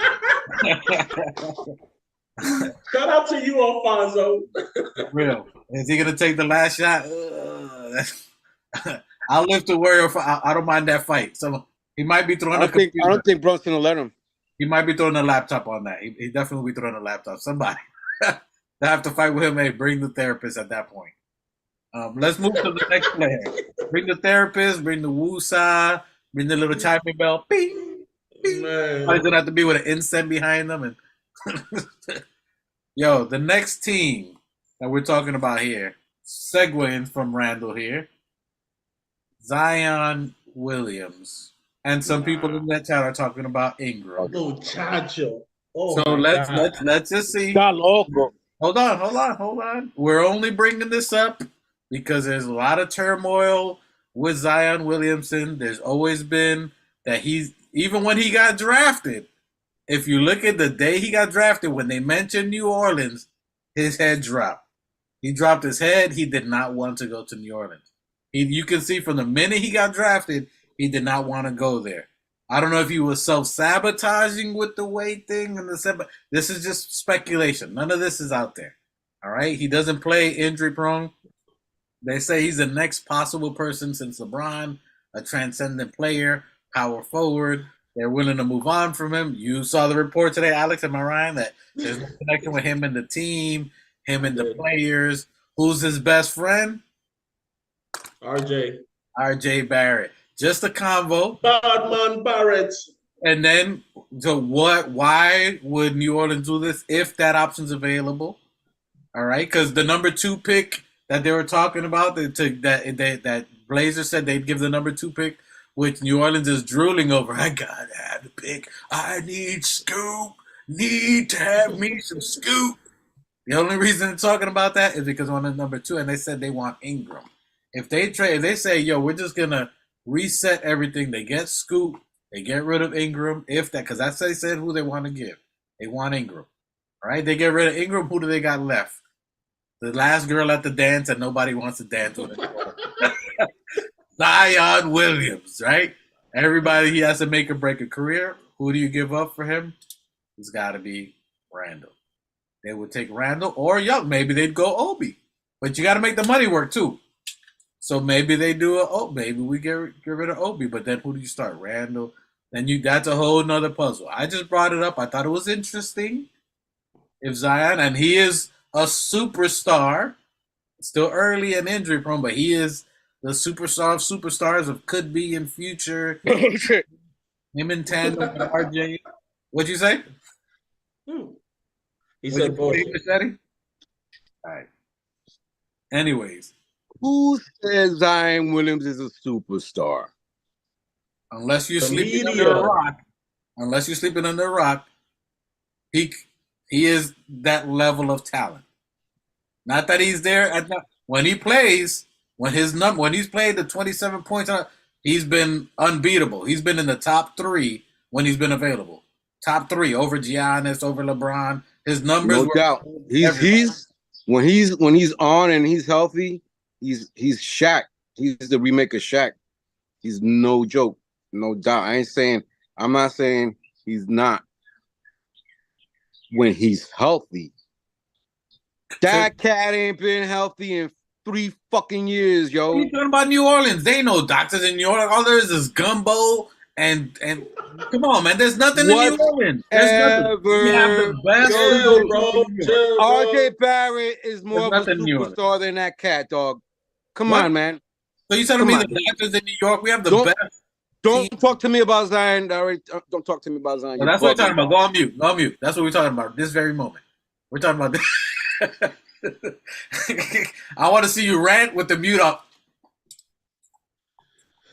Anyway, and the reason we're bringing him up here is because any other time, if let's say he wasn't injured, you would not have this opportunity or possibility where the franchise is willing to get rid of this franchise player regardless of the contract. They wouldn't even be considering it. But the fact that they are, it just leaves a door open. So my question to you guys, do you consider him someone that you would maybe go for? Maybe to retool, because what has Dolan wanted? Some superstar, elite player, super franchise player. He would have been our pick if we had him, right? If we had the 1, he would be here right now. But the fact that you can have the 1 and the 3 in that draft, and tool it, I don't know. That's just something to think about. It's a question I pose out there. Alex, tell me your thoughts on would you pull Zion, trade a Randall and something like that? Would you get rid of Randall for Zion if you can get him? So first off, what's he making? He is making. I just downloaded. Hold on, I'll tell you right now. I think he's making. Hold on. I'm looking at it right now. He's making $33 million this year, 36 the next year, 38 the one after that, 41 and 44. So his contract's good. It's not as bad as again a Beal. It's not as those aren't bad numbers actually. That's better than Levine. Which is what I'm saying. For someone who's supposed to be, you put him on a Jenny Craig diet. We bring back Jenny Craig. Shout out Jenny Craig. You get, you know what I'm saying? Or maybe Rock could put him on Ross Keto, you know what I'm saying? And we got a whole lot more dietitians, better physicians out there. He would be motivated to play at the Garden. He said the Garden's his favorite place to play. He'd be playing with his best friend. It's a whole different mentality for him. And I don't know why the numbers are higher, but a whole different motivation to play. His favorite place to play at the Garden. You play with your best friend. You're in the biggest. Es que tú sabes lo que. I'm sorry, Dwight. I'm sorry. I'm sorry, man. Is that, do you know what it is with me? For me, it's just these new age diva guys. A lot of these guys, they make their money and they start acting like a bunch of divas and doing stupid decisions that affect the game. Maybe he didn't play because of all the bullshit that he's been going through, and he's not focusing on the game. It's probably why the guys are mad at him. You know, so I don't want that on our squad. I don't want that in our locker room. I mean, I don't need that distraction. And that bringing RJ's friends to play with him experiment. I think we already did that, and it just doesn't seem to work. But then we're bringing those as friends. Yo, if he can stay healthy and he can play, you gotta wanna play every fucking game, dude. You gotta wanna be out there and want to play ball, dude. You know, he doesn't seem the type that he wants a part-time. He got paid. He's laid back. He's gonna be have a lot of. He's already shown in New Orleans that he's easily distracted, and with the food or whatnot, the lifestyle, whatever is keeping him overweight over there. Let alone come to New York City with all the nightlife we got going on out here. Come on, man. Yeah. So I think he's just he's not a very mature. There are guys in the NBA who are just these divas who are not very mature yet. Emotionally, their IQ is very low. You know, they don't even have he can't even stay on the court, dude. He missed the whole season, and he's only 23 years old. Come on, nah, I don't need that. Nah, thanks. He's a great baller, dude. I mean, when he's on, I love watching him. You know, and I love and I'm happy for the Pelicans when he plays and he's on. I root for them, man. I you know, and I think he roots for them when they're playing, when they're balling, and they're doing good. And they're at the bottom of the West, and they're beating the top of the West teams. They can do that, man. You know, but I don't want that problem over here. No, thank you. All right, salute New Knicks is in the building. You got some your points, but he was dying to come in. You said who? Okay, well, we come talking. On, hey, listen. First of all, salute everybody. Salute, yo. My bad for the tardiness, yo. Salute to the chat. Salute to everybody watching live. Appreciate the comments, likes, subscribes, and all that. But speaking of the big penguin, right? Bro, this guy got no knees.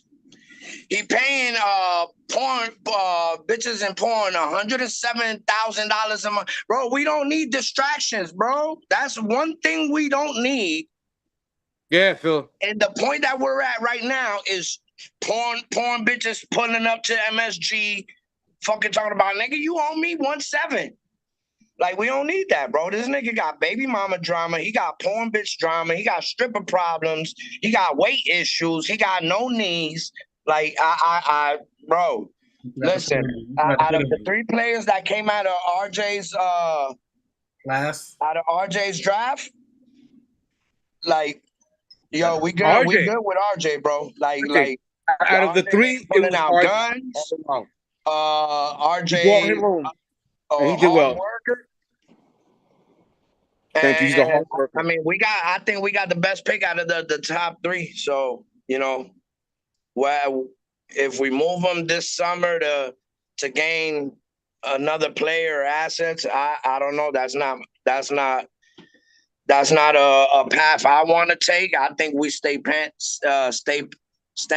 and see if we get I don't know if y'all talked about KP because I was at work and shit, but we coming back. We only spoke of Bradley Beal.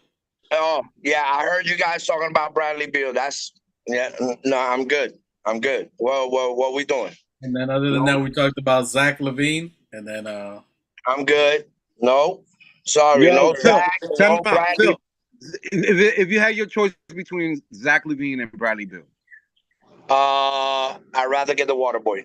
I'm not doing none of them. Nah, bro. If you Bradley had a Beal, choice Bradley between, Beal, you're not answering my question.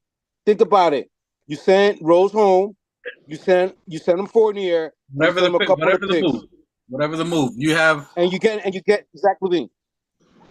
You send Derrick Rose home and you send him a shooter. All right, but Zach Levine's not gonna come to the bench. So who's he gonna play for? He's gonna play over Grimes. What? He's gonna play over Grimes. Starting.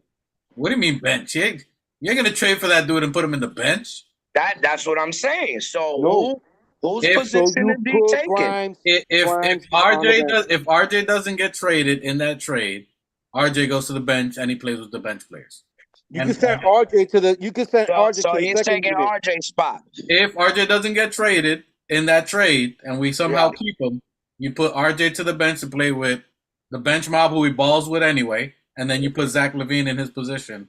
Him, Grimes, Brunson, Randall. Yeah, but is bro, we was in the second round. Is Zach? I don't want to make no moves that's not gonna take us to the finals, bro. It would. You got someone who catches and shoot, who averages 25 points a game. Yeah. He's a shooter. We need a shooter who can actually hit the three and catch and hit it from the half court. I mean, bro, I'm on the boat of I rather if we're gonna do any moves, I rather move on KP. As bad, like. Yeah, I mean, he's tall. He stretches the floor. I'm not saying that Zach Levine don't stretch the floor. All right, we'll talk about KP in a minute. We'll talk about KP in a minute. Hang on. Out of these two, we're catching you up. So out of these two, a lot to talk about KP. Who we talking about just now? All right, if we're gonna move RJ to the bench, yeah, I think RJ should be in the bench the way he's been playing. Or trade him if they had it. Would you trade RJ Barrett for Levine if you had to? No, not at all. I'm not trading. I'm not trading an injured player for a healthy player that just needs a little bit more to be at Zach Levine's level. Yeah. RJ's not that far from there. Hold on. I'm not saying RJ got nowhere near the same athleticism, bro. Zach has played north of 60 games for the last 5 years. That's what I'm saying. How many games has RJ played? He's not injury prone. He had an injury, but he's played about 60 games in the last 5 years. North of it. And what about RJ? How many games are there in 5 years? In 5 years, there's more than 60 games. There's about 2019 was the COVID year. They played the whole year. That was a COVID year.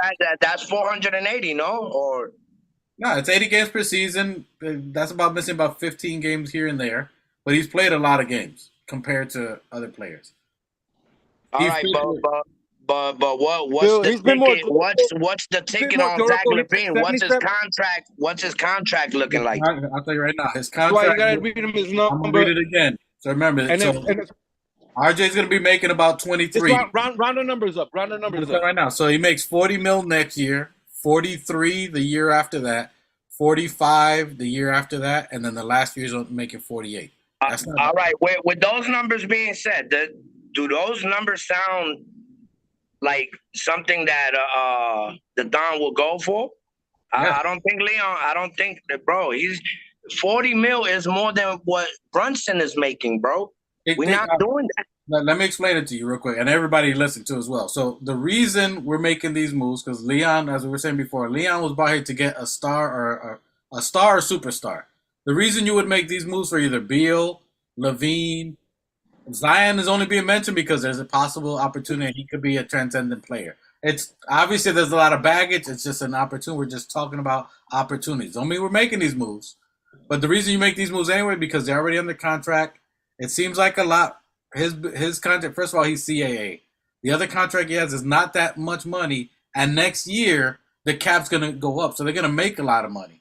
So what he's making now is not going to seem like a lot when that cap hits, and then you would already have him. Yeah, he's right. Instead of getting another player like a Brown next year plus the cap that he's making almost $300 million.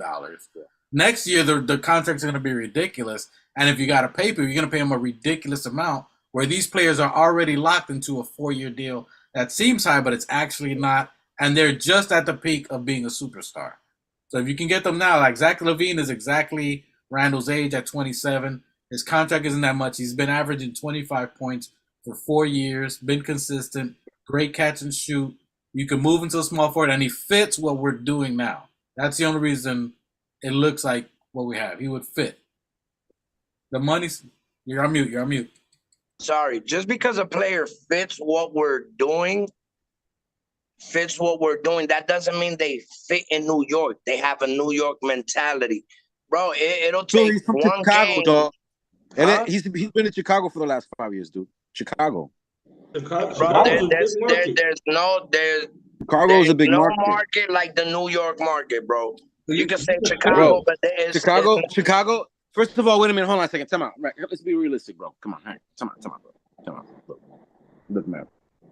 Chicago isn't Chicago is not a big market like Madison Square Garden, but Chicago has a lot more championships under their belt, and they got a lot. Their fan base is big time. The Chicago fan base is fucking big time. They rival almost the Knicks. So let's not even go. So he maybe the media wise is not the same because but it's still Chicago. I'm sure it could be probably up there as bad as New York to Chicago media. We don't know. Being in New York is not about the media only, bro. Like look at the fan base, bro. The fan base is more critical. Then what's it about? The fan base is more critical than the fucking media. You don't think the Chicago fan base isn't either? You don't think Phil, you from Chicago? You don't think those fucking fans out there are wait. What you just said? Rewind. We lived in Chicago. We ain't from there. We lived in Chicago. You know exactly. You lived in Chicago in the fucking 90s, dog. When Jordan was out there. You know how those. That's why you don't like the Bulls. You hate the Bulls. First of all, let's throw that disclaimer in there. So, all right. So, because you know how good and hardcore those fans are. So, him dealing with the New York media bullshit, it's the same shit in Chicago, number one. He fits our timeline because he's 20. He's the same age as Randall. They're under 30. They're under 30. He's an all-star. He's an all-star. He's an Olympian. And this guy can shoot. But he's been healthy. He's not. But 77 games last year. He played 67 games a year before. He's not that injury prone. I wasn't for it, but then I understand. Well, his contract is not that bad for not a superstar, but a star. I mean, I was watching on Blarn's. He's clutch, Tiz. dog. Shout out to Blarn's Tiz. You know what I mean? I mean, we're only talking about two players. There's way a lot more than two players out there that's available that could really gel with our squad. So let's talk about the others, right? I heard Freezy talking about Grant. There's a lot of players that could really. But hold on. I hear you, and we're gonna talk about it, but we're talking about stars. The reason we're talking about these players is because, again, we're talking about Leon Rose. That he was brought here to bring in a superstar talent to get these type of players. And in the 3 years, he built the organization to have, the right foundation. But now with all these teams that are ready to implode, you can't get no Kyrie, you couldn't get KD, you can't get Giannis, you couldn't get LeBron, you can't get Booker because they're all tied in. So the next level of talent, underneath them that are available that you could get that are equivalent to what these guys are doing with less money at a star status is a Lavine, Bradley Beal, and then after that is a Jeremy Grant and all the other players that could help us. But right now we're talking about within this week, should Leon Rose go and make this move for this type of talent that would take it to I mean, out of the three players mentioned, Zion, Lavine, and Beal, out of those three, you're the biggest attraction and the biggest star is Zion. But with the injuries, the contract, and the numbers, like you will have to go for if we're talking about stars and attracting the money wise, you will have to go for Zion. Zion's numbers are better. Zion's numbers are the better of all of them. Zion's number isn't that bad. Zion's number, money wise, isn't as bad as the other ones. Actually, his is better than numbers wise. He's lower, right, Dwight? Yeah. So but the thing with Zion is he's probably a year away from playing. Okay, but who has the high out of all three of them? Who has the highest upside? The highest ceiling? I would. Lavine's already past Zion's age. So is Beal. So they're like on the cusp of being in that time frame that we're in. You know what I mean? The only out of those three, you will have to say Zion because he's the same age as RJ. RJ's best friend. If they bring in JB's best friend, what do you think the mathematics is? Oh, fuck it. Let's bring Zion in and see if. You know what I mean? But now you're being fantastical, man. Come on, man. I don't like none of those moves. But I know a move's gonna have to be made. I know Fournier is definitely out of there. I know Rose is definitely out of here. You know what I mean? So we do gotta get rid of these contracts to try to make up for it. The best I mean, I move would, So I would far- go with Levine. I would go out of the three. I would go with Levine, bro. Thank you. There you go. I would go because I don't. Bill is already what is he? 32, 33, 30. Yep. He's gonna be 30. Yeah, I mean, Zion's too injured. I would stick with Levine if all we're doing is trading Fournier, Rose, and maybe adding a pick since we don't have a pick for this year. Yeah, I mean, You're probably gonna add maybe 3 picks, maybe IQ. talk to me, Alex. It looks like you're in agreement. Oh, 1,000%. I said the same thing. I said the only reason. Alex likes Beal. I said, look, hold on, bro. Hold Let me on. hear Alex. Go ahead. Right, Alex. What I said was, out of the two that they mentioned, Levine and Beal, what I said was I would go with Beal because of what we could give Washington, because he has a no trade clause. So we could give them nothing, a bag of chips. We could give him Evan Fournier, Rose, and maybe 2 or 3 picks, and we'll get Beal. So you're not messing up the start. You're not really messing up the starting rotation or the bench. But what I said was, if you're gonna get Levine for the same thing, for Evan Fournier, Rose, and picks, then go for Levine. I mean, I don't care who we get, to be real with you. But the reason I picked Beal is because he has a no trade clause. So if he's like, I'm gonna go to the Knicks, the Wizards have no choice but to take whatever we give them. Yeah. You're saying if he forces his way out and has no other team, that we could give him a bag of chips. I agree with you. Yeah, you're definitely on point there. But when it comes to Washington, from what I was hearing, through the Knicks verse, all the podcasts, shout out to everybody. I heard that Washington is interested in IQ, and IQ's from Washington. You feel what I'm saying? So I don't know. We don't have. If we're gonna get Beal, we don't have to give him IQ. We can give him whatever we want. Because again, he has his future in his hands with the no trade clause. He can approve the players to come back. Beal can say, I don't want them to get rid of him because I want to play with him. So exactly. Who he wants to the team again. All right, but well, it's true to the your last video, like you said. We can't wait on a decision with Quickly and Obi till the next following year, right? Yeah, no, we don't have to pay anything. We don't have to make any decision or movements right now, But if your player IQ, you feel what I'm saying? Like, I see what Alex is saying, but let's say IQ wants to start for another team. You know what I'm saying? You wanna be a good team and put him in a position where he wants to go, even though Washington is it. Like I heard what you were saying earlier, that you don't trade him to the same conference because we're gonna be seeing them. You know what I mean? But you also have to cater to the player if you want to give that respect and have other players say like, damn, they did right by IQ. He's from Washington. He wanted to start.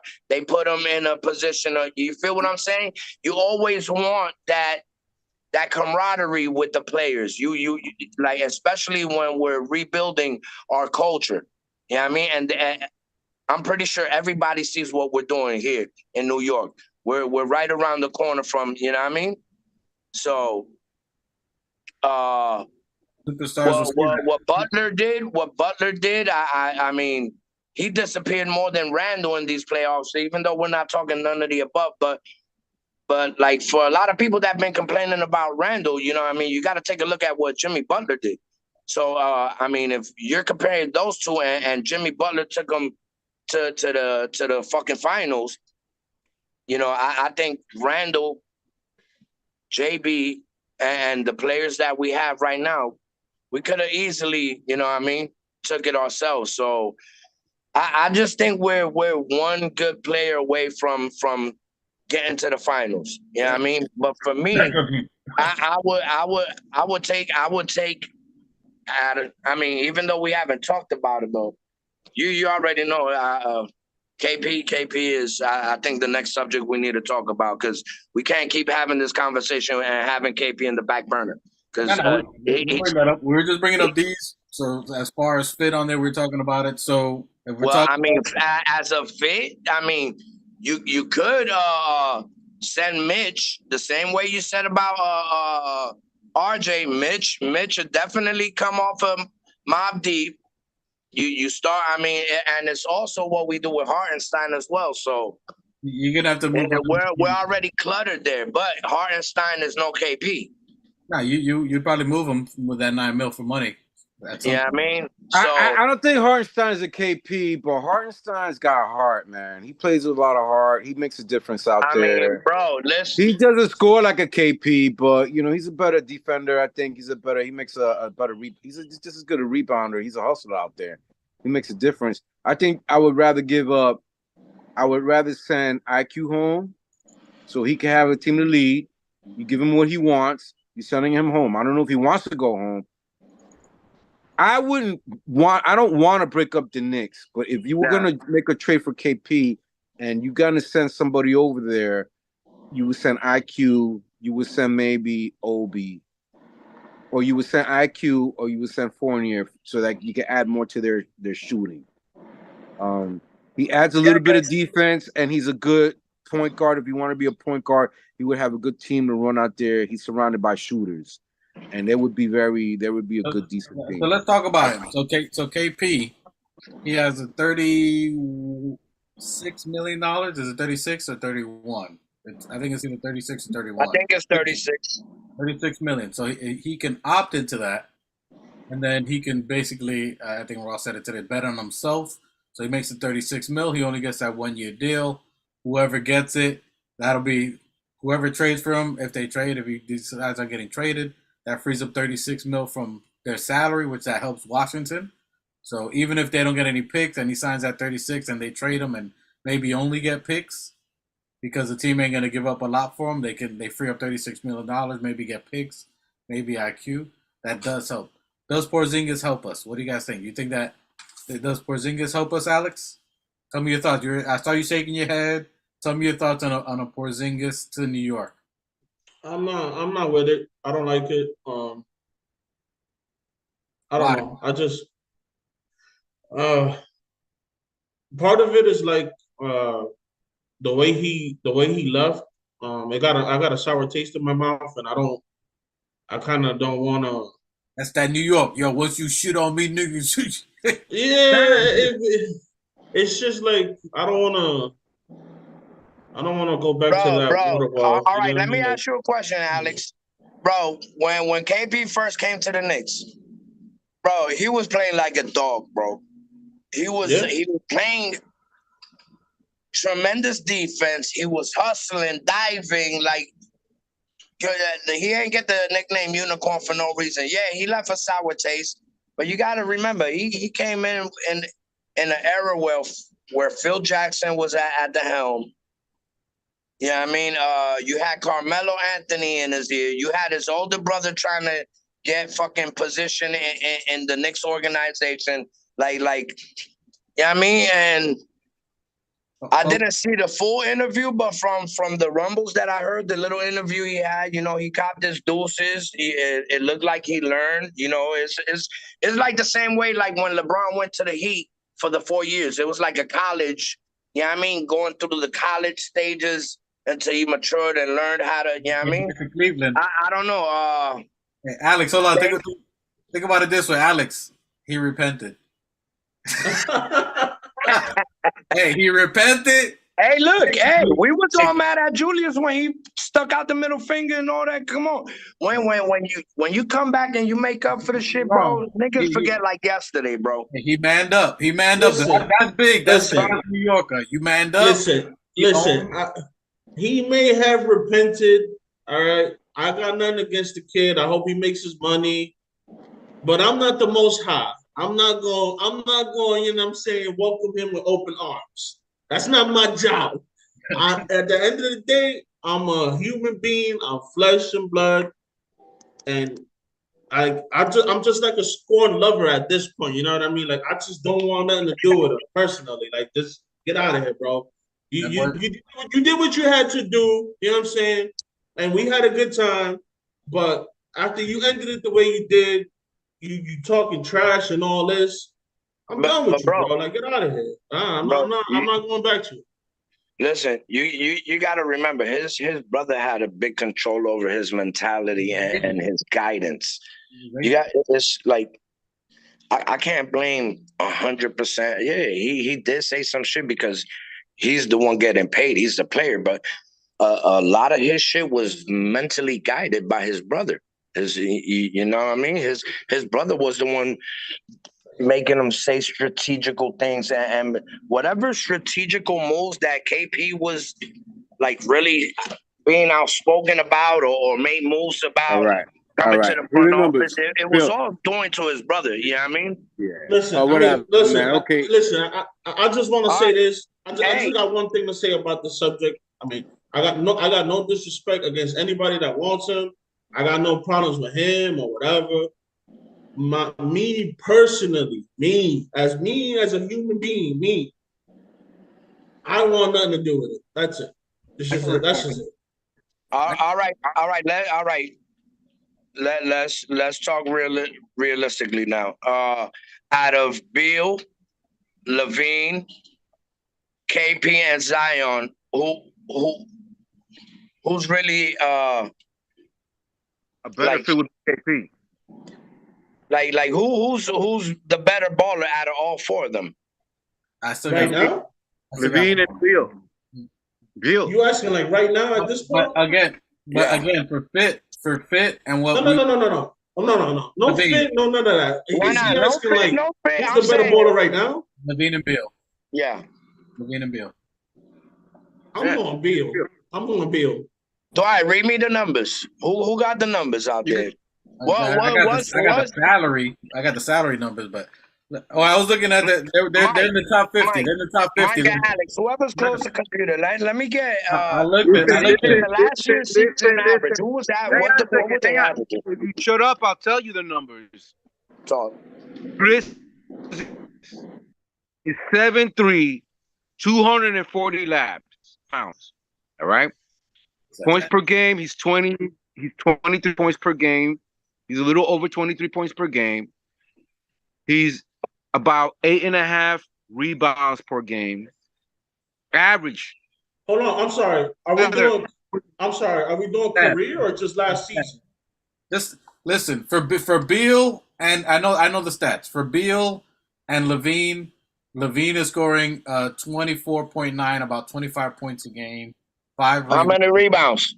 5 rebounds, 5 assists, about 4 or 5 assists. Beal is right at the same number, except with less assists. Other than that, I think Beal is better efficient. So basically, KP has better numbers. He got 9 rebounds.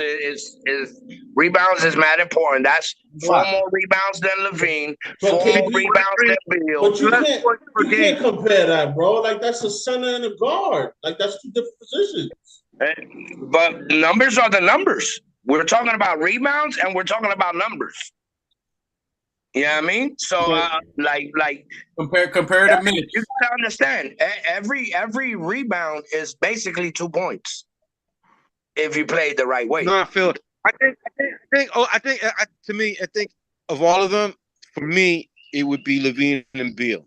Mike, if you're talking about the teams, yeah, they will plan for Beal and Levine, but not like they would KP. KP could take it to the hole. KP could shoot. KP could play defense. He's blocking shit, bro. What are you talking about? He's swaying me because you know why? Because KP, you're right. You're swaying me because he can almost do what they can do. The only thing is that he's taller. Hell yeah. 7'2". That's what we need. 7'3". But the thing is his durability.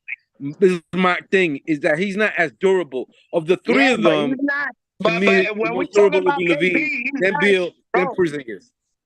Bro, his backup is gonna be Mitch. Fucking KP is not playing 30, 40 minutes a game. Who's been the all-star of all 3 of them? if you think about who's been more All-Star of the three of them, it would be Levine and Beal over KP. KP's not been an All-Star like these other two. Yeah, but bro, look at the time frame. How old is Beal, bro? Beal is not at our time frame. Beal is older and he can still score more than fucking But you look at the contract you have. Look, the money's already in throw off. Look, the most offensively gifted is Beal and Levine by far.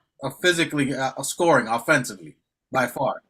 Now, the most all-around best player is going to be Porzingis. All around KP. Now, when you look at what we need as fit, KP would be the most because he would be a great starter. He can defend. He can defend like Mitch. He can stretch the floor. He's an excellent catch and shoot three. Great shooter with great range. He doesn't have to be the main guy. He doesn't have. You leave Jalen Brunson, and he's gonna free up Randall to do what we've been talking about because Randall's been double teamed for 3 years straight. That's gonna let Randall be Bully Randall, All-Star Randall. That'll help out. If you can somehow swing a KP and Levine and Randall and thing, you're talking about finals for the next 3-4 years. But KP would be an ideal pick, depending on what he wants. If he tries to ask too much, they're gonna walk away. I mean, defensively, bro. Like, come on, the nigga got long ass spaghetti arms. What's his? Let me ask you something. But bro, he got like 12-foot reach span, bro. Like, yeah, but who do you think is hungrier, KP or Levine? KP is hungrier for bro, a champion. Look how KP came in, bro. He came in like a dog. Yeah, he wasn't. No, I mean, he was light in the ass, but bro, he was going against it. He was. I don't know if KP has been as frustrated as Levine in Chicago because they haven't been winning like that. Yeah, I think the only thing that knocked and that fucked Chicago up was Ball getting hurt. If he hadn't gotten hurt and he had been healthy, they would have been on a crazy run. That team last year, when they were healthy at the start of the year, was scary, dog. That shit. So look, if we can get Levine is gettable with picks, trades, salary, whatever. So is KP with picks, somehow salary dump. Those two could be a possible. If you can somehow swing both of those two, there's no stopping the Knicks at that point, and that's if you can get them. So it's either do that, or if the pricing is too high on all these players, which is a good possibility. As Alex was saying, they're trying to get everything. They're trying to rape us.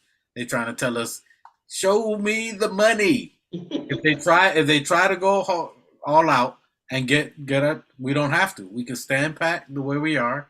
We can add a couple of vets after we free up the Rose and Evan money, even though that money would work to get a player. But you can free that up. We can get a Jeremy Grant, as we're talking about, if they blow up, the Blazers. The Blazers look like they're trying to get somebody. Now, if they can get another player, if they can get a bro. I think the chat was talking. The heart of the Blazers is gone.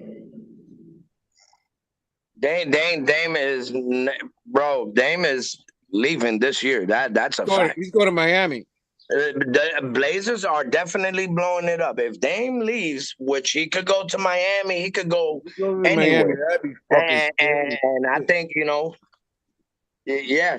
I think Dame's definitely out of there, and I think Blazers are blowing it up, bro. I see him go to Miami. But that's another story. Look, even with all that, so we agree that the two best talents out of all of them out there, are we in agreement with Levine and Beal? I know you like Beal. I don't like the money. But if we can get them and not blow up. If there's a move, I'm going to call this. I see Dame to Miami, Beal to Philly, and Levine to New York. I can see that.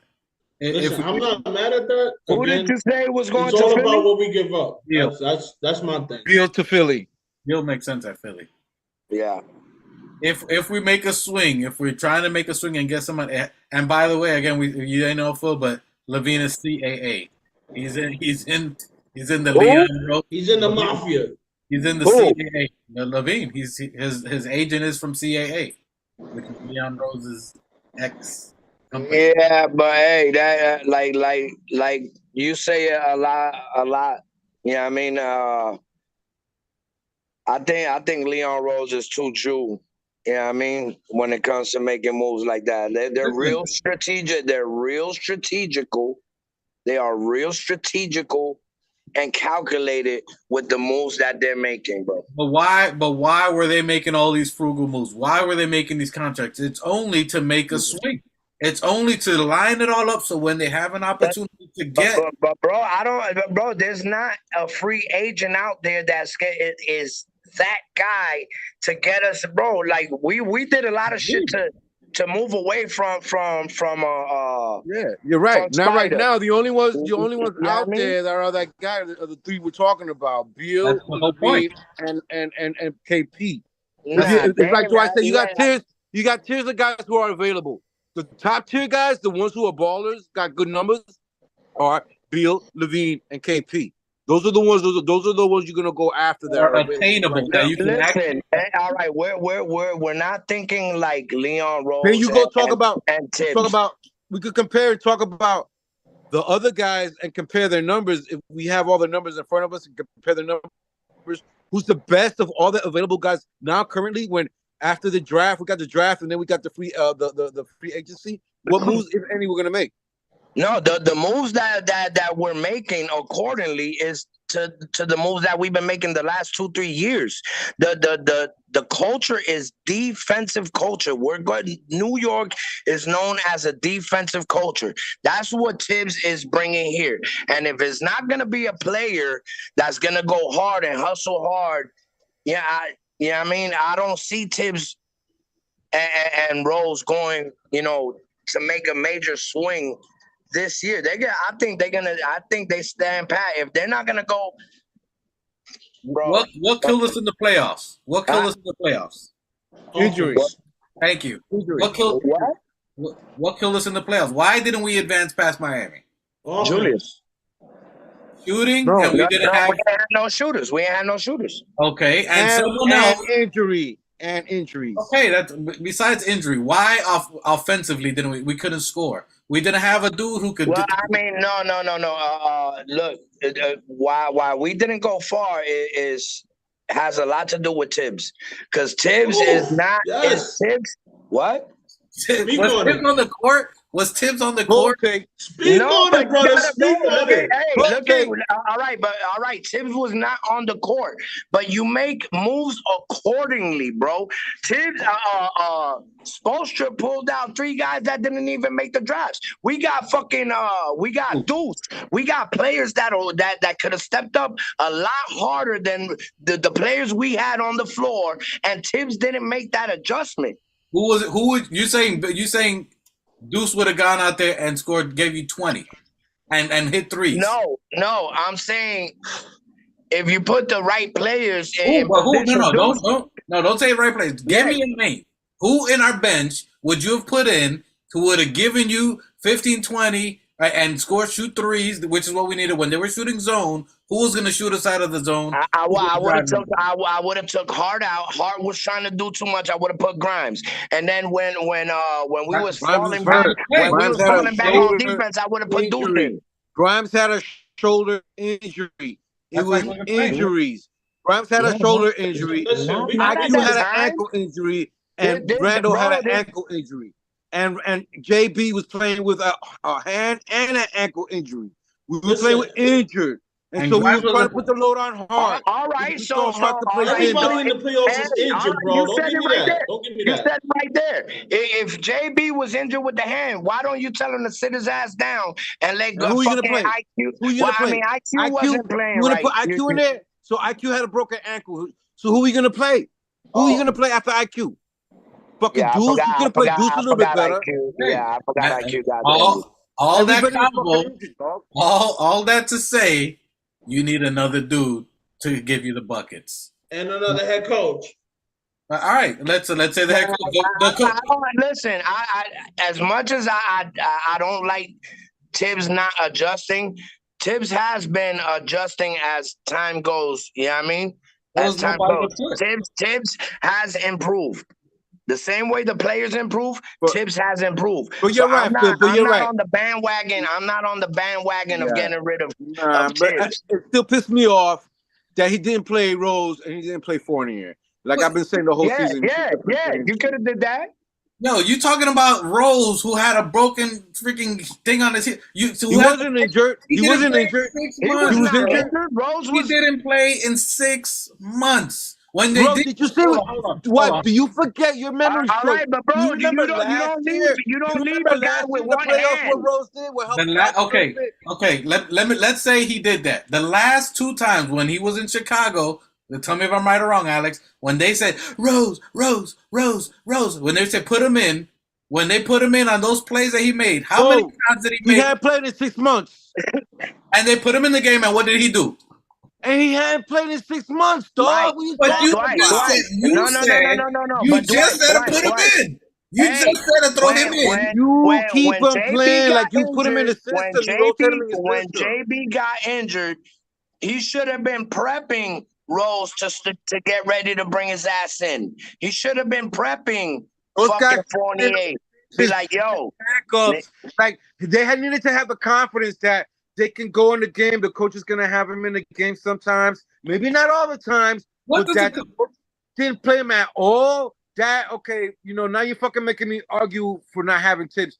But I'm saying you have him as backup, like I said the whole year. What does Tibbs say all the time? Stay ready. He doesn't have to tell you, yo, I know you're a basketball player, but when I don't see you, dribble a basketball. Hold on.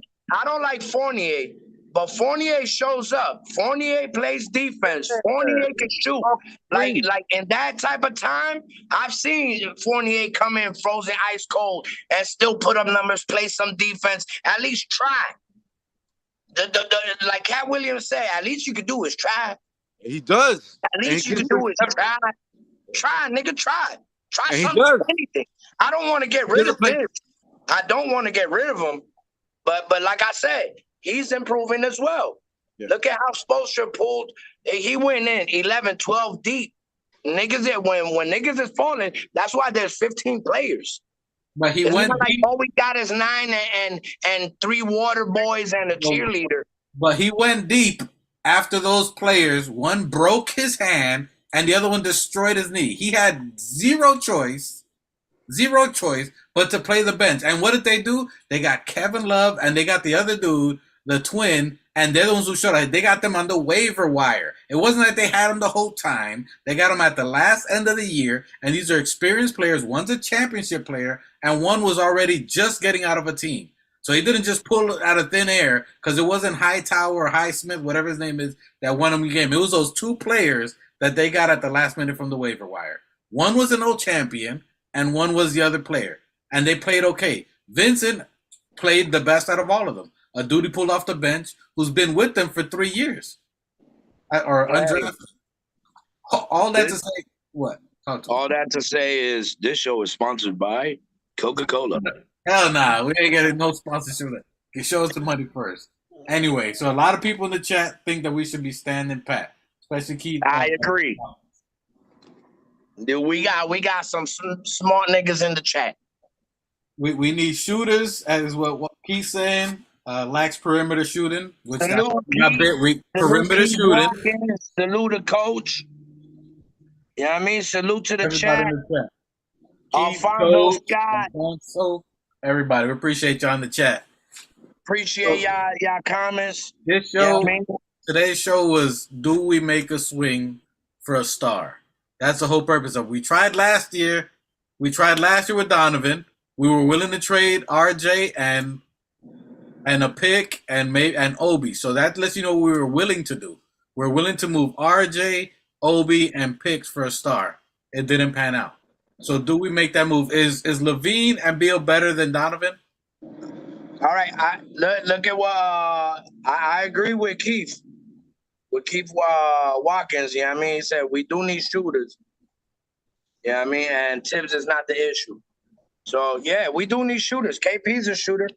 Out of all of them, I would like the KP move. I would like if it's not hindering us in any way, I would go for KP if it means, you know what I mean, that we don't make drastic moves because he is a free agent. Yes.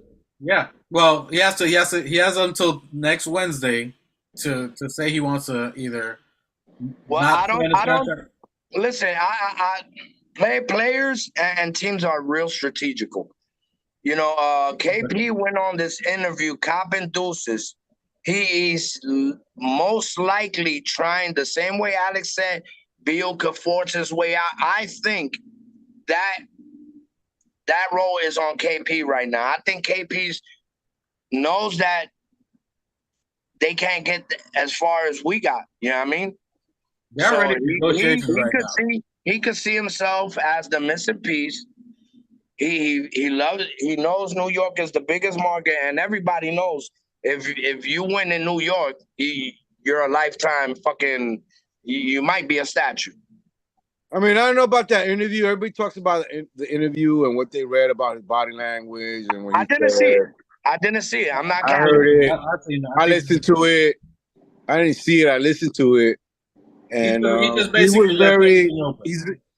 He in the interview. He's very smart and articulate and careful what he says. He doesn't try to rock any boats. He learned but that's why I say he was strategical in taking that interview. Right. Like KP has not talked to nobody. But he didn't indicate that he wanted to go anywhere. He just didn't. He didn't close doors or burn bridges. That's politics. He's not burning any bridges. But if you're doing an interview with a New York that doesn't mean anything. That doesn't fucking mean anything because the fact of the matter is that they're under new management, they're under new presidents coming in, a new GM or whatnot. They might shake things up. They might not shake things up. We don't know what, all depending on what they're gonna do, these people, the new front office in DC. So he's not trying to close the door where he's at. But also, he knows that the opportunity in NY is out there. Everybody's going to be talking about it. So he's not trying to close and burn bridges. He's been apologetic.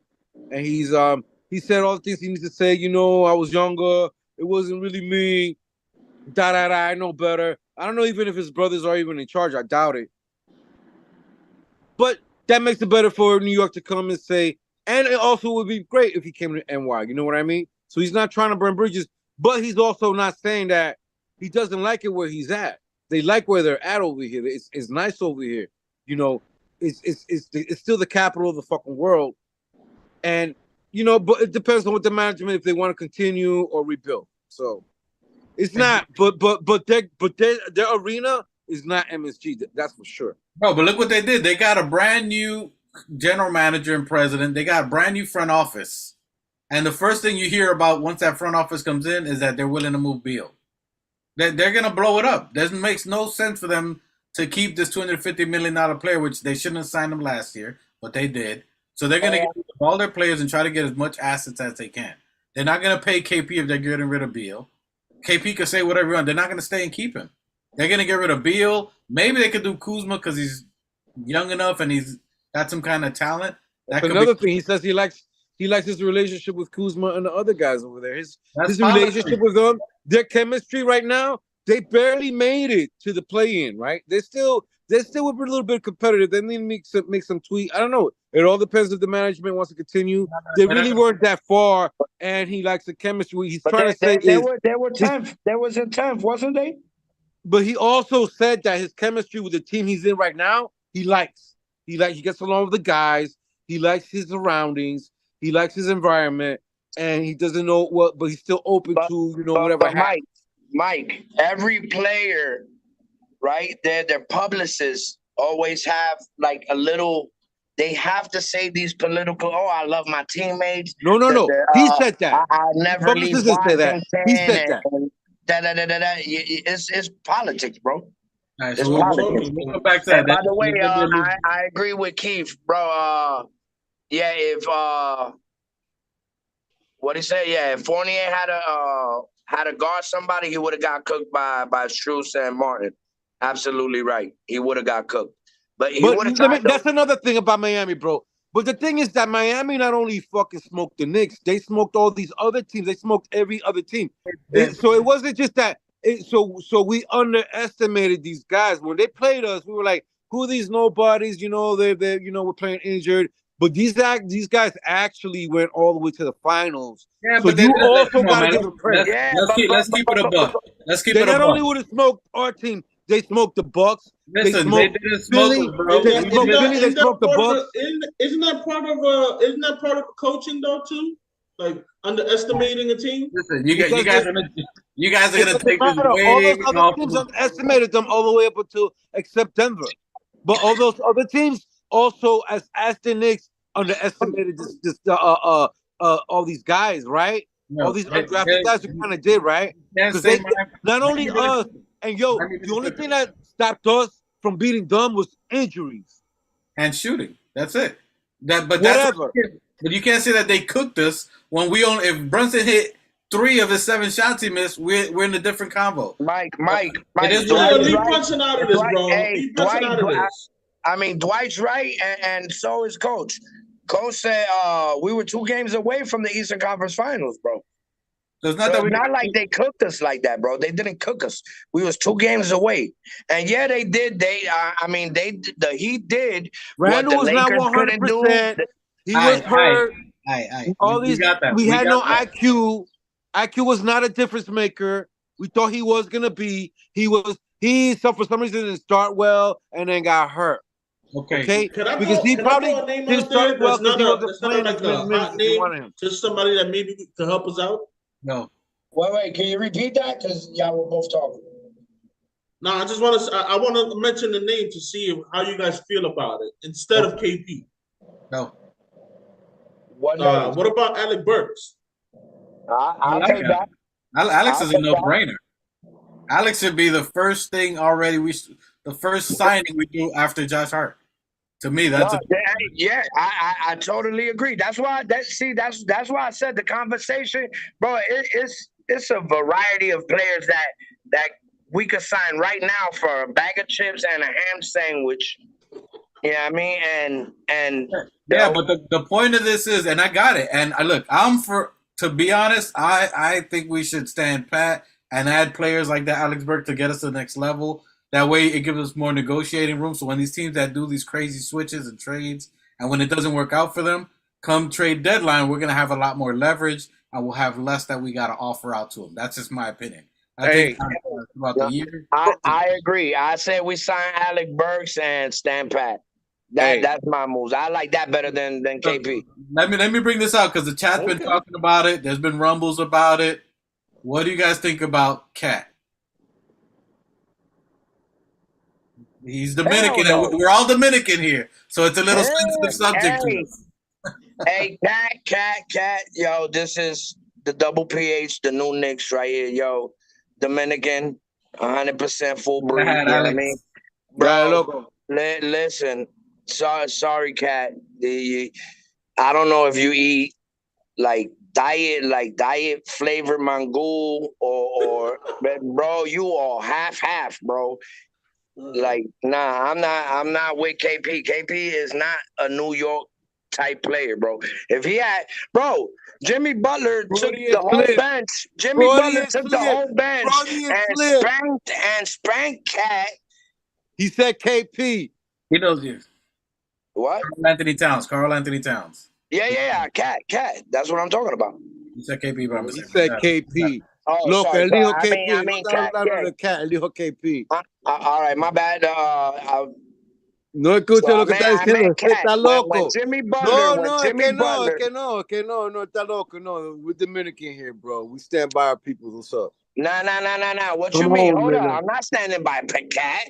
I'm sorry. I love my flag and all that, but I'm not standing by a nigga that can't fucking play, like, don't got no heart, bro. I'm talking about that dude's a baller, man. Hey, Mike. Is Cat durable? A defensive? Is he a defensive-minded player first? Like you really got to think about it. Like, bro, but he's a big that can spread the floor and he can shoot. Hold on. Can we? If we talking about fit and all this, like, didn't Cat and Tibbs like have a falling out? That's the only thing. Esa es la única cosa. That's Bro, it. So why are we even bringing them up? Like, if y'all so adamant about keeping Tibbs, then why bring somebody that has a problem with him? Yeah, hey, let me ask y'all a question. Do you think Cat is better than Hart? Wait. Than Isaiah? Yeah. Cat is definitely better than Isaiah Hart.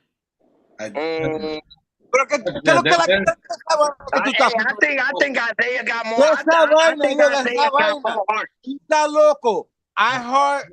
Listen, we're addressing the rumors that are out there. You bananas, bro.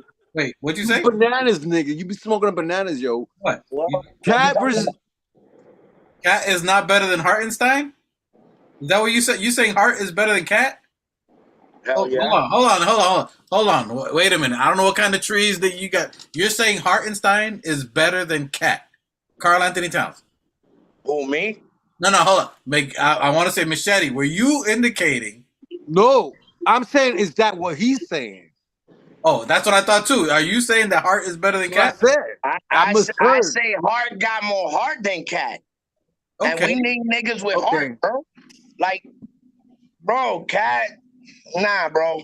Listen, hold on. Before I sign Cat, I signed KP. So. Hold on. Let's be objective. I agree with that. Hey, hold on. Yo, that shit, because I gotta say. Look, if Alex is agreeing with it, it's a go. You heard? He said KP before Cat, nigga. Listen, you talking about Cat? Cat can give. Yo, wait. For 50 in the game. KP or Cat? He can stretch the ball. He can shoot. You got. He can stretch the ball. Hey, I ain't never seen nobody stretch a ball. Who stretches the ball? Pause. Hey. The boy can shoot. He's got good post game. Me in the morning. At the corner of the three. So offensive game, it's hard to say anyone's better than him out of the two. Offensively, he's better than Porzingis. Offensively. Defensively, Porzingis is a way better defender. A little bit better. But who's more durable? Who's more durable? The question is, who's more durable? Cat does not play defense, bro. You can't say durable. You can't say durable. Look, let me tell y'all something. Jimmy Butler was raised by Tibbs.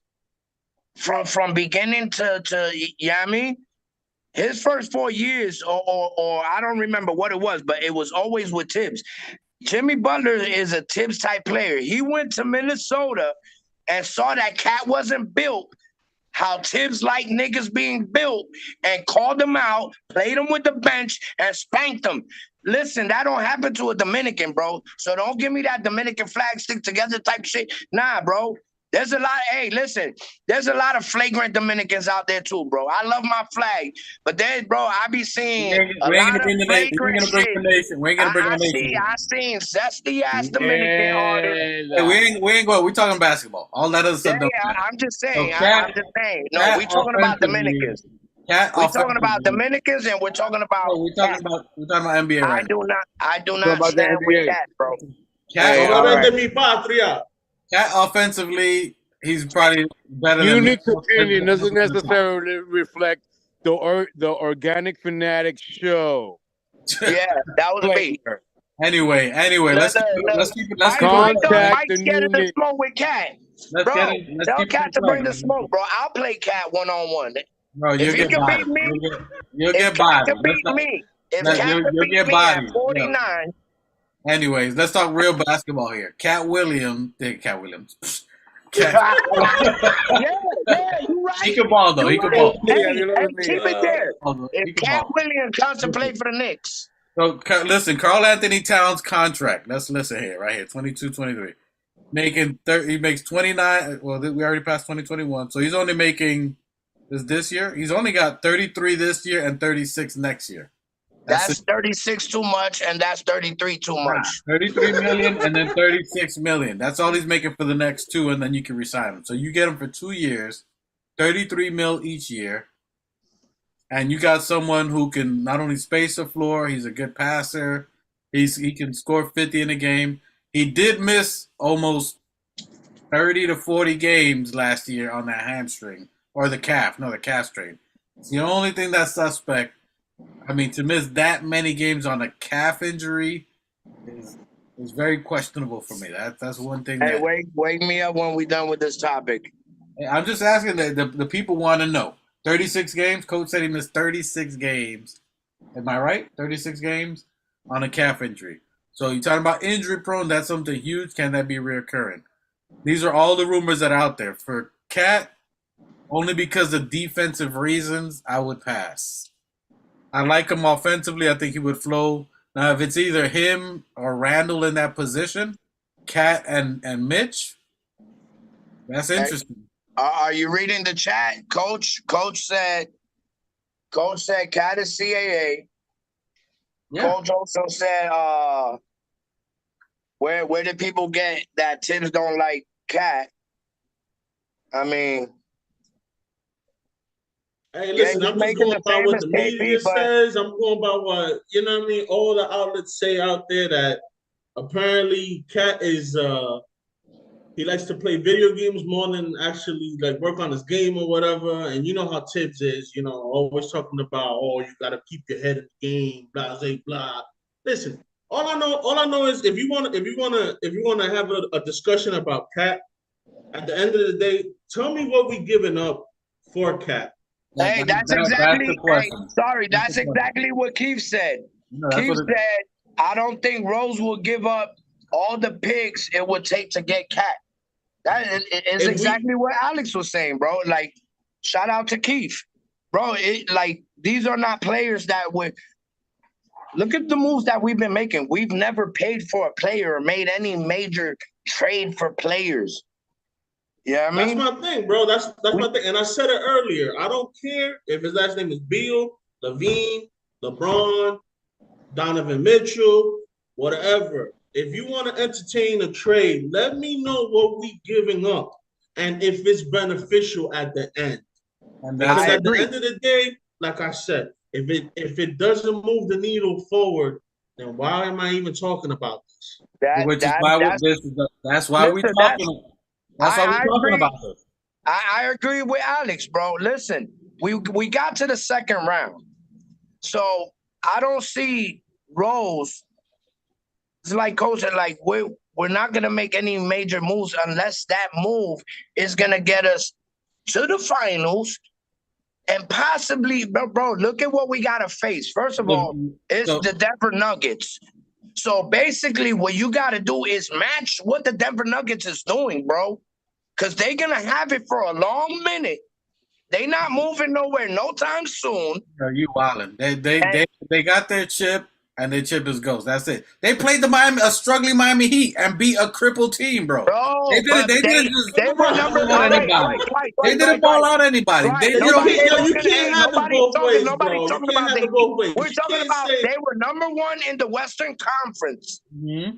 You understand what I'm saying? They not the East, even though everything basically has been balanced out with all the risings of all the new drafts. And all of that stuff. It's almost even balanced. But Denver's been balling, bro. Denver 2 years ago was in the top 3 in the NBA, especially in the West last year. Yes or no? And did they beat Golden State? Golden State bodied them. They won the chip. They because they didn't. Murray was injured, bro. Murray was injured. And fucking homeboy had a Brokeback Mountain situation. And even when Murray was healed, did they beat LeBron and the Lakers? No. Did they beat Golden State? No. Did they beat? You can't have it both ways, though. You can't. Yeah. I'm saying they're good, but you can't say that they're gonna be that they're the team to beat. Going forward, they won the chip, but they don't have enough tools to go forward, bro. Right. Jokic almost won MVP 3 times in a row, bro. They gave it to the Joker is not a joke, bro. The nigga is a generational center. Like when he want to get inside, he get inside, bro. He's Cat. He's Cat with no defense. No, he's not. Hey, I would like to thank everybody for coming out tonight. Yeah, I mean, we greatly appreciate it. I don't know what my brother's drinking. Other than passing, Other than passing, he's Cat. What you mean other than passing? That's huge. That's like a third of the game. He's okay. He's really good. Hey, you did you just say He's Did you just say Cat and the Joker are the same? Yo, that's the coldest thing. offensively they're the same. Are we really? Hold on. Offensively they're the same, other than passing. You taking Mike's title, bro. You about to take Mike's, bro. Don't ever let some shit come Did out he your really mouth. just compare a two-time MVP? Bro. The Cat? Alex. Listen, Alex, look at me right here, bro. Hey, look at me right here, bro. Listen, that's my little. Y'all can say that's whatever my y'all little want. brother. I'm looking, bro. I'm looking. Denver, look, hey, salute Denver. Like and subscribe. Y'all won your parade. Enjoy the championship. This is going to be the last one you'll see. Bro, Cat couldn't tie fucking Joker's shoes, bro. All right, look, whatever. Hey, we'll move Couldn't on. tie that nigga's shoes, bro. The one with the ring on it. The one with the red with the wedding ring on it. They're gonna get one ring, and they're gonna enjoy this ring. That's it. They're not gonna repeat. They're not gonna three-peat. They're not gonna get it for another 4 or 5 years. I'm not They're saying, good. bro. Yo, I'm not saying that they're the next Warriors. I'm not. I Look, didn't say look, that. clip it, But write they it will down. be at the top I'll go of the live. list. Organic Fanatics. If they repeat, I'll go live and I'll write Denver jersey. Please If they You subscribe. about to eat your words, If they brother. repeat, I will wear Denver jersey. You about to eat those If they words. repeat. I don't, bro. Listen. The last, all right. Let's talk about that 3P word. That has not been done since Jordan. I said repeat. No. Not repeat. Sorry. The Lakers. The Lakers were the last team. Repeat. Kobe and Shaq. Do you know what kind? We're talking about a killer. Kobe, the killer Mamba, with a fucking beast of a fucking human being. We're going to Kobe. We're talking about. You're talking about you guys are. Shaq and Kobe, How are we talking just those two names. I don't care about anybody else. They were the last players to get a three-peat. You know how hard I it is? said repeat. They only won one. You can't three-peat. Kobe and Powell did it. I said thought you said three-peat. They only won one. You can't three-peat from one. You can't skip the other two. They won't repeat. Yeah, and you're talking about he was Joker was a triple-double. He's playing against a 6'9" center, bro. Well, you can't throw over 6'9" All center. right, so hey, name me another center. Bam from out the of West. nah, yo. Bam out Name of me nah, a center yo. that can stop Jokic. KP, Mitch, we'll give him more problems. Did we not beat Denver? Yes or no? No. I know Mitch can stop him. No. Oh, did we? Hold on. Hold on, Bro. Did we not beat Denver with all cylinders clicking with an 8 to 10 run, the number one offense? Did we beat them? Yes or no? Yes. Bro, hold on. Who played him? Hold on. Yo, with all due respect, my brother, you are going nuclear right now. No. True. He's right. Am I speaking facts or no? Am I speaking facts or not? We beat him, but We no. beat You Denver just in the said, house. all right. You talking about Cat? Facts. You talking about us? I know. Listen, I put my team against any team, every team, all the time. Yeah, there's nobody that can fuck with my center. Nobody that can fuck with our guards. You forget how bad we were in the West. So all that to say is that if we first half of the season beat Denver in their prime this year, When we played out West, we won more than half our games. If we had the one or two players, if we had a Zach Lavine with what we have now, could we not beat him in a playoff game? No. We can beat any team, bro. We're one player away from a chance. I think we're about one player and a healthy team away from a chip. If everybody Welcome to today's episode. That's what we're talking about. Today's episode is brought to you by We're Trying to Look for Somebody. That's what the fuck we're trying to get one dude. If we can get one brother. Hey, listen, I'll tell you one thing. Hey, If both ways. How do I have it both ways? Explain to me. Hold on. If IQ would have played how he played in the regular season, if IQ would have carried that into the playoffs, just like Coach said, we were 2 games away from the Eastern Conference Finals, bro. So, we already have those pieces. We just need... And our split. That what? He got injured. Okay, look, we can't argue about what happened. Can I just say something real quick? Before I want to hear what Alex is saying. Before he got injured, he was not playing up to par. IQ was not playing how he was balling out the regular season before he got injured. Okay, but can I just say something? I didn't hear what Alex is saying. Okay, what I mean when I say you can't have it both ways is simple. You can't be like, oh, they got injured, blah, blah, they be injured, blah, blah. But then in the same breath, you're saying, oh, we got injured, blah, blah, we got injured. You can't have it both ways. Injuries is just something that's a part of the game. I never mentioned it. It does not matter. Like either way, Denver was good enough to win with a 2-time MVP and a healed Murray, and we were not good enough to win without IQ and the squad. That's just it. All right, look. You can't have it both ways. You're right. The difference was that, okay, every team has injuries. You're right. You can make an argument that we were injured. Other teams were injured. Randall was injured.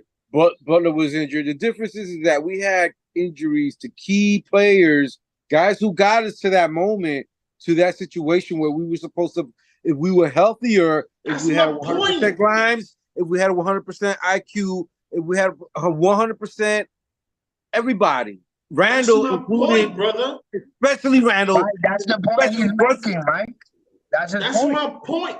You can't bitch about injuries and be like, oh, we would have done this, that, we had like five of our guys were injured. Like 5 of our guys had injuries. It does not matter. Injuries is just a thing. I don't want to sound like I'm making excuses. We're talking about Denver. Denver, when Murray was out, when Murray had the knee joint for the past 2 years. For 2 years. Did Denver make it to the Eastern Conference Finals? Right. No, they didn't. Exactly my point. Because of his injury, they got basically to the point where we were at when he got his injury. Because he got his injury, he didn't get as far as we did, right? Because now he's healthier. When he was healthy, they got as far because he got him all the way to the end because of his health, right? If we are healthy, we will go. Because what happens is that a lot of teams, they get injured and the stakes are flipped. So you saying we got a 2-time MVP in our squad? Injury has at least 70% makes a difference of any team for any team that tries to make. So what if Boston had Brown hurt or with an ankle injury? What if Marcus Smart was hurt? What if 5 of Boston's guys were hurt? What if 5 of Denver's guys were hurt? Hey, listen, we can't listen in the playoffs. Would the outcome be the same? Okay, let's go back and forth on injuries. Injuries happen. You got to go. Whatever happens, when you roll. The Heat did it. 2 of that niggas got injured. All right, let's forget the injuries. Let's move at on. the end for them. It finally caught up with them by the time they got to Denver, right? Because they got hurt before our first game of Denver. No, when Vincent got hurt, it started to catch up with them already because Jimmy already had been hurt a few times during our games, right? What are we talking about? But then they play. Anyways, my point is that his injury does have to play a different for us. I'm saying if we were 100%, all of our guys. Okay, you're great. If Santa Claus brought me gifts every year, I'd be a different person. I don't want to play them. I'm not trying to play the what if game. What if we drafted Curry? What if we? Okay, you're right. Watch what happens next year when we come healthy. Watch what happens. When we play healthy through the year, watch what happens. Can we move? Listen, no team. First of all, no team has ever been 100% healthy. None. It happens. It's part of the game. That's why you have a bench. That's why there's 15 players. That if you happen to get injured, you get other players, and the other people stepped up. What happened with us? We had injuries, but the players that were supposed to step didn't step up. That's my point. Okay. That's a lot right there because when RJ got hurt, when IQ, didn't dudes play for like 9-10 games when somebody got injured? I forgot who was it. Grimes? Yes. Okay, we went on a winning streak. You're right. We went on a win streak. Right. We went on a win streak. Yes, Coach so he did step up. Okay. I'm talking we're talking playoffs because these guys are going in a rant on playoffs. In the playoffs, whoever we put in did not play well enough that they could stay in the game or sustain us to get us a victory. That's why the coach stayed with a smaller rotation. That's why he played Josh Hart all those extra minutes. That's what, because when he did put the other players, Obi did good, but didn't sustain it, and he lapsed defensively and gave him a run. That's why he get the smaller rotation. When he tried to implement the other players, the Grimes, the Deuces, they didn't have enough to take us to get to a victory or to sustain a run or to sustain offense. That's why, recapping, we're doing this here that we're talking about. So we can either stand pat and add a couple of players, i.e. the Alec Burks, as you mentioned, Alex.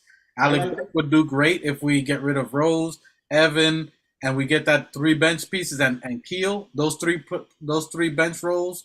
You can add good middle players. Alec Burks, as you're talking about, would give us offense, knows the system, would be a great plug-and-play player who would help us either in the starter role or a bench role. But he would be excellent, so he would be great. The only reason we're talking about this is we got less than 7 days for the draft. In 7 days, there's going to be a lot of teams making moves, and we're only looking at players, which was the top of this topic here, of players who we can possibly get from teams that are probably blowing up. The other players we can't get, the Giannis's and all the superstars, we can't get them because their contract's ridiculous. But Golden State, Blazers, New Orleans, Chicago, these teams are in the pivotal position of blowing their entire team up. Should they blow it up, a couple of their players are CAA. A couple of their players, there is smoke that we've tried to get before, which is Zack Lavine. Bradley Beal's making a push. He mentioned us as a team. We've mentioned them before. Those 2 players is good. There's smoke in the air, so there's a possibility we could go for them. What we lose, who we trade out, is up in the air. They could propel us to that next level of what we're looking at, playoffs, or further deeper than a second playoff run.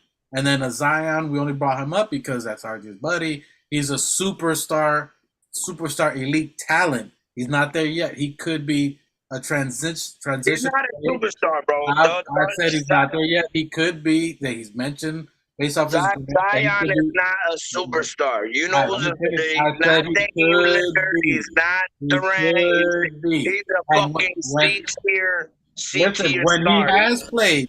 The truth is, when he has played, he's outplayed every top 10 player in the game when he was playing. Facts. He's outplayed. But that doesn't make you a superstar, though, bro. You got to be a household name to be a superstar. Zion is not a household name. No, he's talking about last year when he played. Zion is not a household name? What? Zion is not a household name? You said Levine. Zion is a whole different monster. I just said about Levine, Beal. Those are not superstars. Zion is a superstar. That's who I was talking about. If you caught up, saying, I said, he's not even a superstar. You're watching this. Make sure you rewind it. Catch what I said. My brother's a little bit behind. I said it. I mentioned people who we go for that are stars. The only reason I bought up Zion was because he is a potential superstar caliber player. He's not potential. He's been a superstar since he came in the league, bro. Okay. Can I finish? Supposedly, we're bringing him superstar. Up is because supposedly. Oh my God. Supposedly. How you guys? He was a fucking internet phenomenon before he even got to college.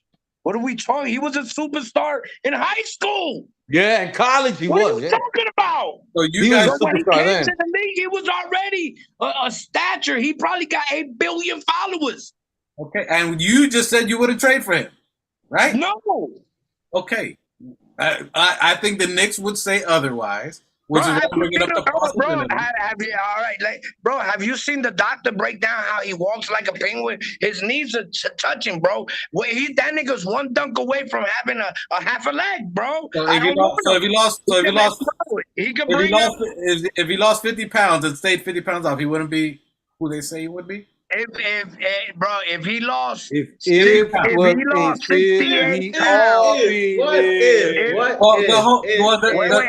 I missed it. What happened? This different, Alex. This if is different. This is a controllable if.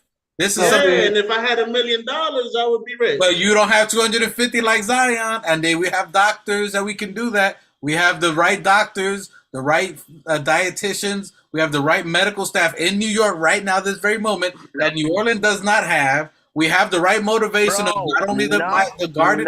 Hold on, my nigga. Let me finish. Yo, Dwight, hold on a second. Time out. Let him Yo, finish. wait a minute. Time out. Let me ask you something. Let me ask you something. Mike. Yo, time out, Phil. Phil, let me ask you Let him something. finish. Phil, hold on. Let me ask you something. Let me ask you guys something. And we're not on this channel trying to talk about anybody's business. What you do with your own personal life is your own thing.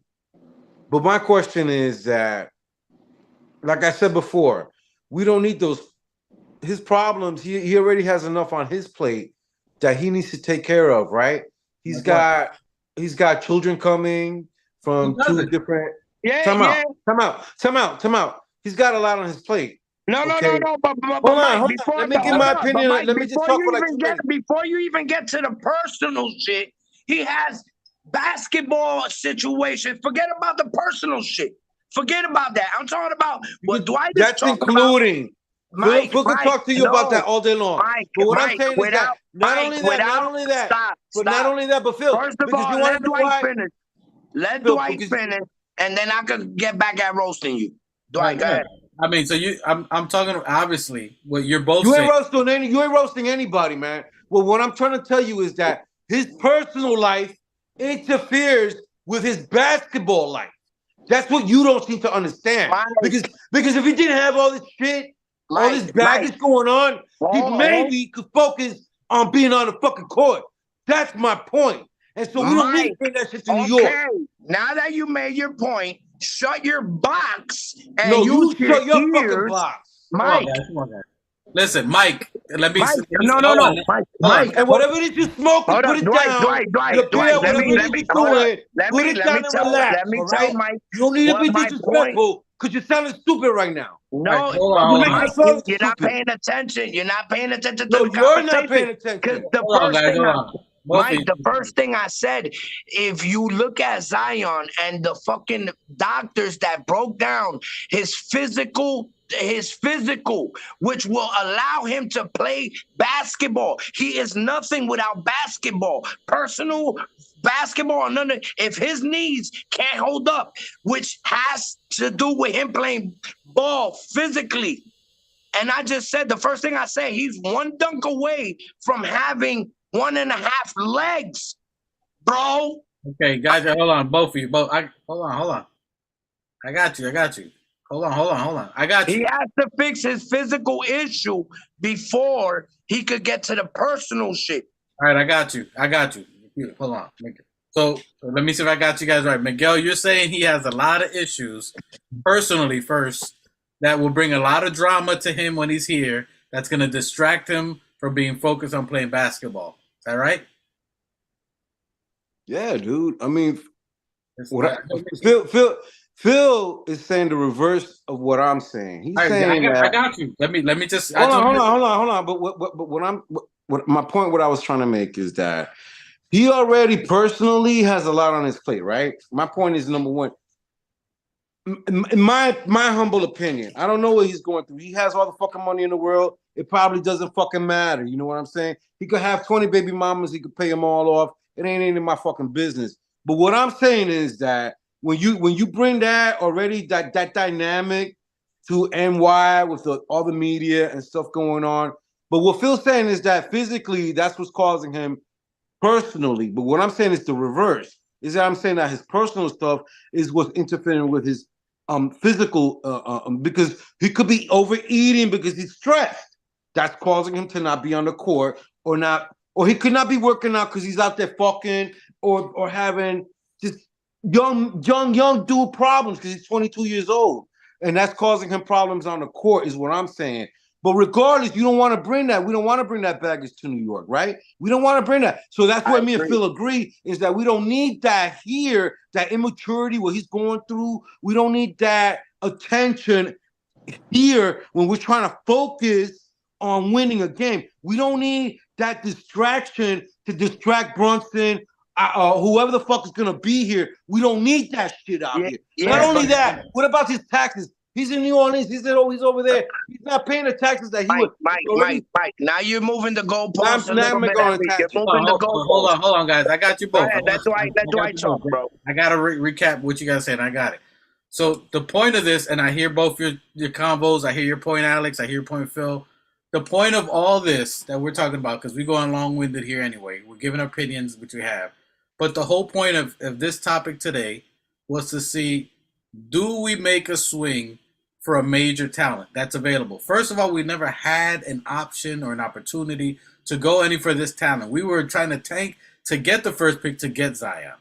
That none of that worked. We got to come to the whole point. So now that the opportunity is there, that we can get some of these talents that we never had the opportunity for. We had no chance to get Levine before. We had no chance to get Beal before. We had no chance to get Zion before. We had no chance to get KP after he left. We had no chance for any of these. Now these are possibilities for us now. The whole 3 years we've done, that we've saved money, we've saved our picks and everything, all the picks that we have were for a reason to get a superstar or a star player to get us to that next level. So that's right here, this year, there's a big opportunity where we can get some of these players. Cat Williams.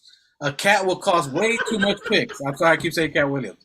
Cat would cost way too much picks. Offensively, he's great. Defensively, he wouldn't help us. Way too much picks. He's out the window. Cat's not out the window. KP would be a great opportunity. You agree? He's half and half. Half the franchise love him, half don't because of how he left us. Understandable. Totally understandable. Financially, he would be someone that we can get where we don't have to lose a lot to get him. So that's where it's intriguing to get him, where you can get a 7-foot center who's good defensively, who fits our system, who would help us stretch and shoot threes, who has a good offensive bag that has injuries, so you'd be taking a chance. Now, is that a chance you would take? That's what we're talking about. Are you talking about KP or Cat? I'm talking about KP. I'm talking about KP. Cat is out the window because defensively he doesn't fit, and he would cost us way too many picks, way too much future to get him. So Cat is out. That's the reason we get, because it costs us way too much money, way too much picks. We'll have to mortgage our future, lose too much talent. He's going to cost us way too much. That's why you don't get Cat. Whether he's phenomenal offensive, which I agree, defensively and too much assets is what it'll cost us, you don't move that. That's not a Leon Rose move anyway because of that. KP would be the next centers. These are the big guys. KP would be the next intriguing, as we're talking about money, opportunity, resource. We could get them probably with not that much. Maybe. Go ahead. Sorry to interrupt, but Keith Watkins said, yo, we got to pay attention to the chat. These guys are great. Listen, he said, hey, do y'all remember Zion's face when they... That's what I said. That's what I'm going to. That's what I said when he got drafted. I said it earlier. That drafted was so sick. Let me do a recap. So KP would be someone. Shout out to Keith. Shout out to everybody in the chat. We appreciate that. Coach, appreciate the chat. All of you guys. Zion's out the window. Zion's out. Let me get to the guy. Hey, Mike, can you read some of the chats? Like, go do some Let of the chats. Let me finish this, and then y'all can read the chat, my guys. I'm trying to recap the show, but we've been here 3 hours. Never leave.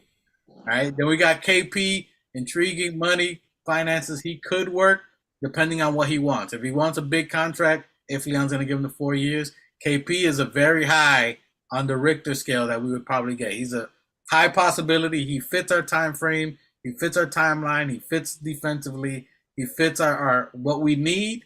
So as a need, he fits very, very good.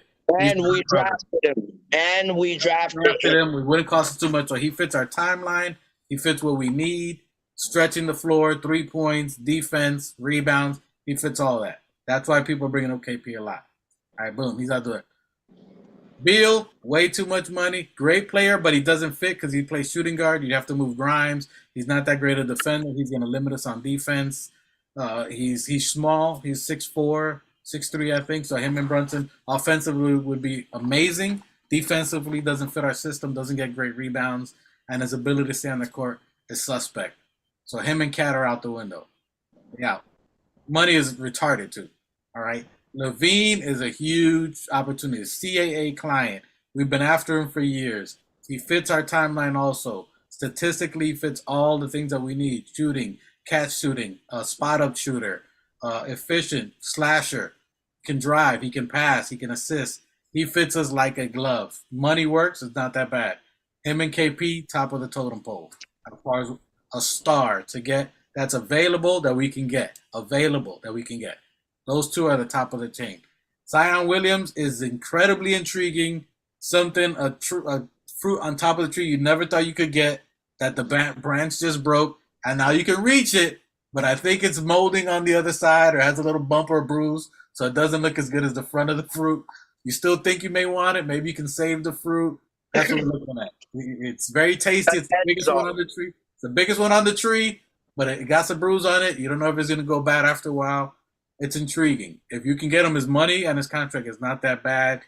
If he came to New York, I think playing with RJ, he said his favorite place in the Garden would be, I think, a big deal. Our physicians, our front medical staff, I think would be a huge hit for him. It'll be box office. It'll be definitely box office. Nolan would love it. Nolan will pay it. We can get him a dietitian. We can have chefs because there's a bajillion chefs in New York that we can make sure that happens. So I think the issues he's having, other than in every fucking restaurant, other than the baby mama drama, we can't control that. But the other stuff, I think we can get him. Alex, I feel you. I feel you. I feel your vibe. But listen.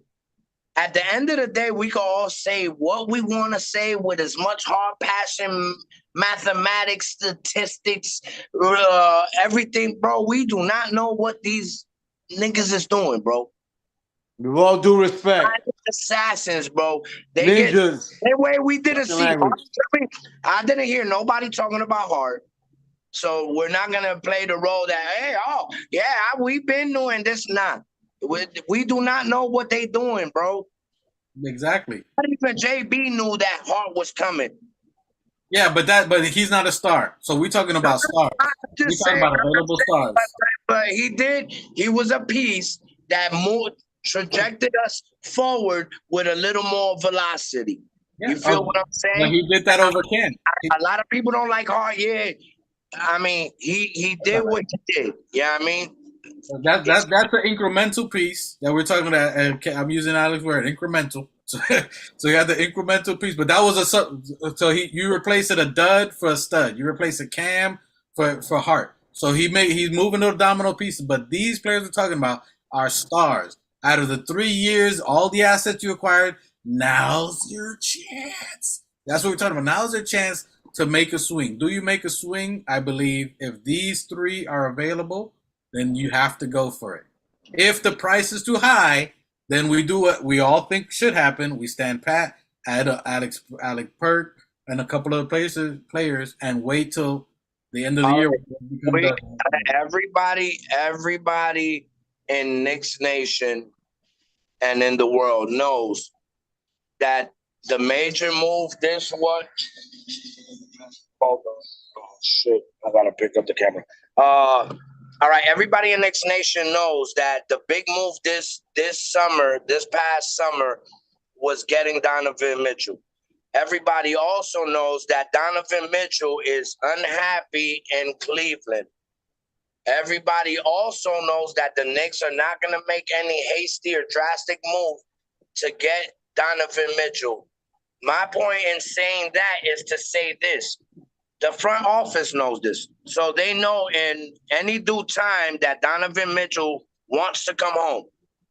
And they're not going to pay for it. They're going to wait for the time to be right for him to walk on in, force his hand to New York. So with that being calculated in the future moves of this team, you got to know that the front office are strategically moving with those calculations in mind.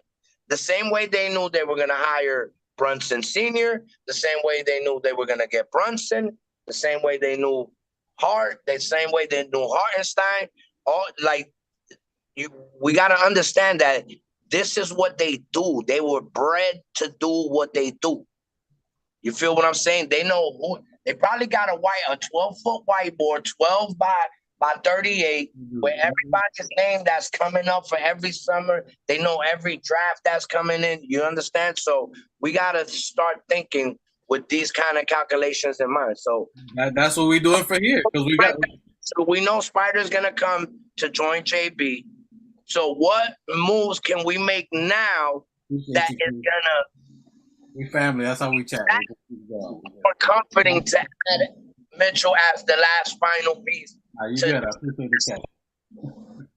But listen, Phil. But also the other part of this is that, okay, we talked about the potential stars that could be out there, And we could say that the top of the list is KP, Levine, and Beal. Okay. So of those guys, of the potential stars, superstars, if you want to call them, that are available or could be available now within the next couple of days, right?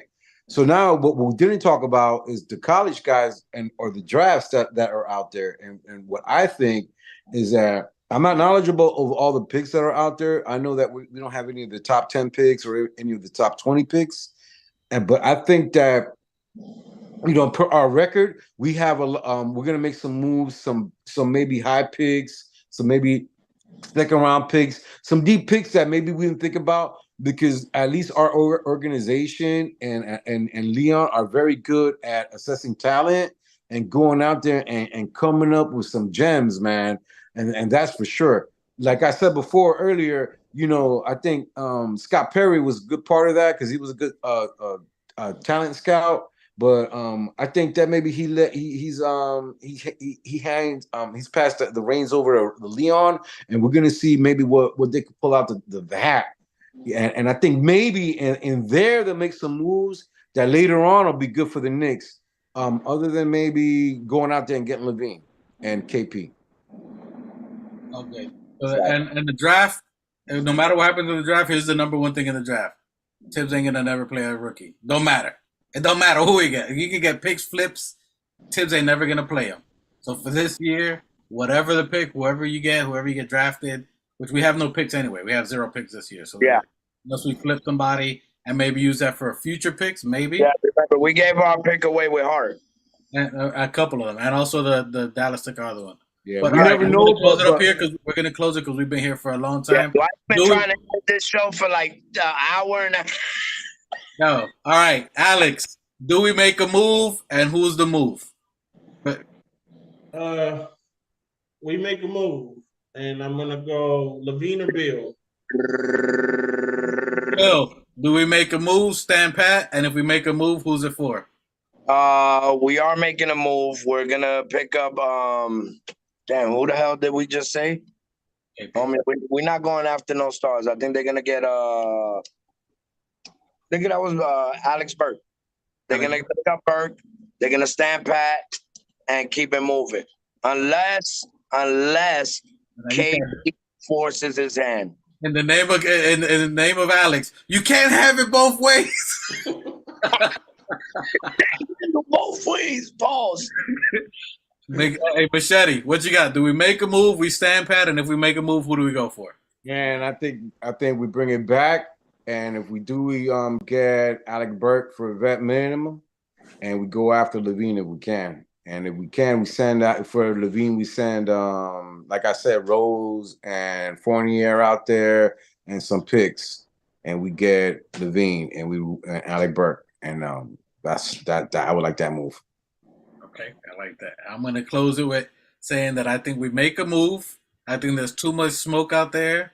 It's cloudy outside. You saw New York, right? Just like those Canadian fires. It wasn't Canadian fires. That was Leon Rose talking with the agents. That's where all the smoke was coming from. It was cloudy. I think we make a big move. I think we're going for Levine. I think we make a Levine. We slide him to the 3 and leave room at the 2 for Donovan in 2 years. That's what I think we make the move for there. Mm-hmm. And then we get Siakam. Hey, no, all that to say is we got 7 days. Next Thursday is the draft. All the smoke is gonna be happening this week. So by the time we have our next live next Friday, appreciate your HR in the chat. We're gonna somebody was wrong. Mostly all of us were wrong. We're probably all wrong, but we're gonna know starting by next Friday. Primeramente Dios. First God only, the most high. Hey, Keith said absolutely for KP. Yeah, that's bro. Listen, we drafted him. That's who's coming back, bro. Hey, so we're gonna be seeing a lot of smoke. We appreciate Keith, Coach, everybody, Alphonse, everybody in the chat. Alphonse, everybody that was in the chat. We appreciate you guys. Salute. We appreciate you guys. Tell a friend and tell a friend and recommend. Yeah, I mean, shout out to all our vets. Everybody, we appreciate y'all. The channel's growing, and it is not because of us. It's because of you guys. We appreciate you liking, subscribing, comment. We be going back and forth in the chat and the comment. Not only in the chat, in the comments too. So we appreciate y'all. Share. Let us know. We're trying to grow. A little PSA. Me and my record label, my team, Billionaires Entertainment, Black Empire. We dropping NBA Bullies is Balling by the time we get back to this next chat. So y'all stay tuned. The audio's coming this weekend. So stay tuned. We getting ready to shoot the video. I know NBA's over, but there's gonna be the new sound for the next following years. Support the new Knicks, and if you don't know the first the Waiting song, everything that you're hearing is from the new Knicks right there. Bullies is Balling, inspired by RJ. Fire. You got to check them out. Anything you got to say, Alex? Close us out. Tell us what you want. Last closing words. What you got? I don't gotta say nothing. All I'm gonna say is bam, bam, bam, bam. Knicks, what you got? Close it out. What you got to say? Mikey, let's go. Yo, thank you, everybody. Salute to the chat. Mike the Specialist, thank you for holding us down. Yo, Dwight, double shout out to you for holding us down. You know, we've been real busy, everybody, but you've been holding us down, holding the channel down. Yo, definitely the captain of the squad. Alex, yo. Thanks for love you guys. Peace. Yo, thank you for coming through, bro, holding us down. Everybody. Take us out of here. Films in the building. My God, what's good? And I salute the new Knicks. Let's get it. Shout out to the new Knicks. The new Knicks, salute my guy. The new Knicks, the organic podcast. Sounds like it's about to go down in here. Going down. New York City, NYC,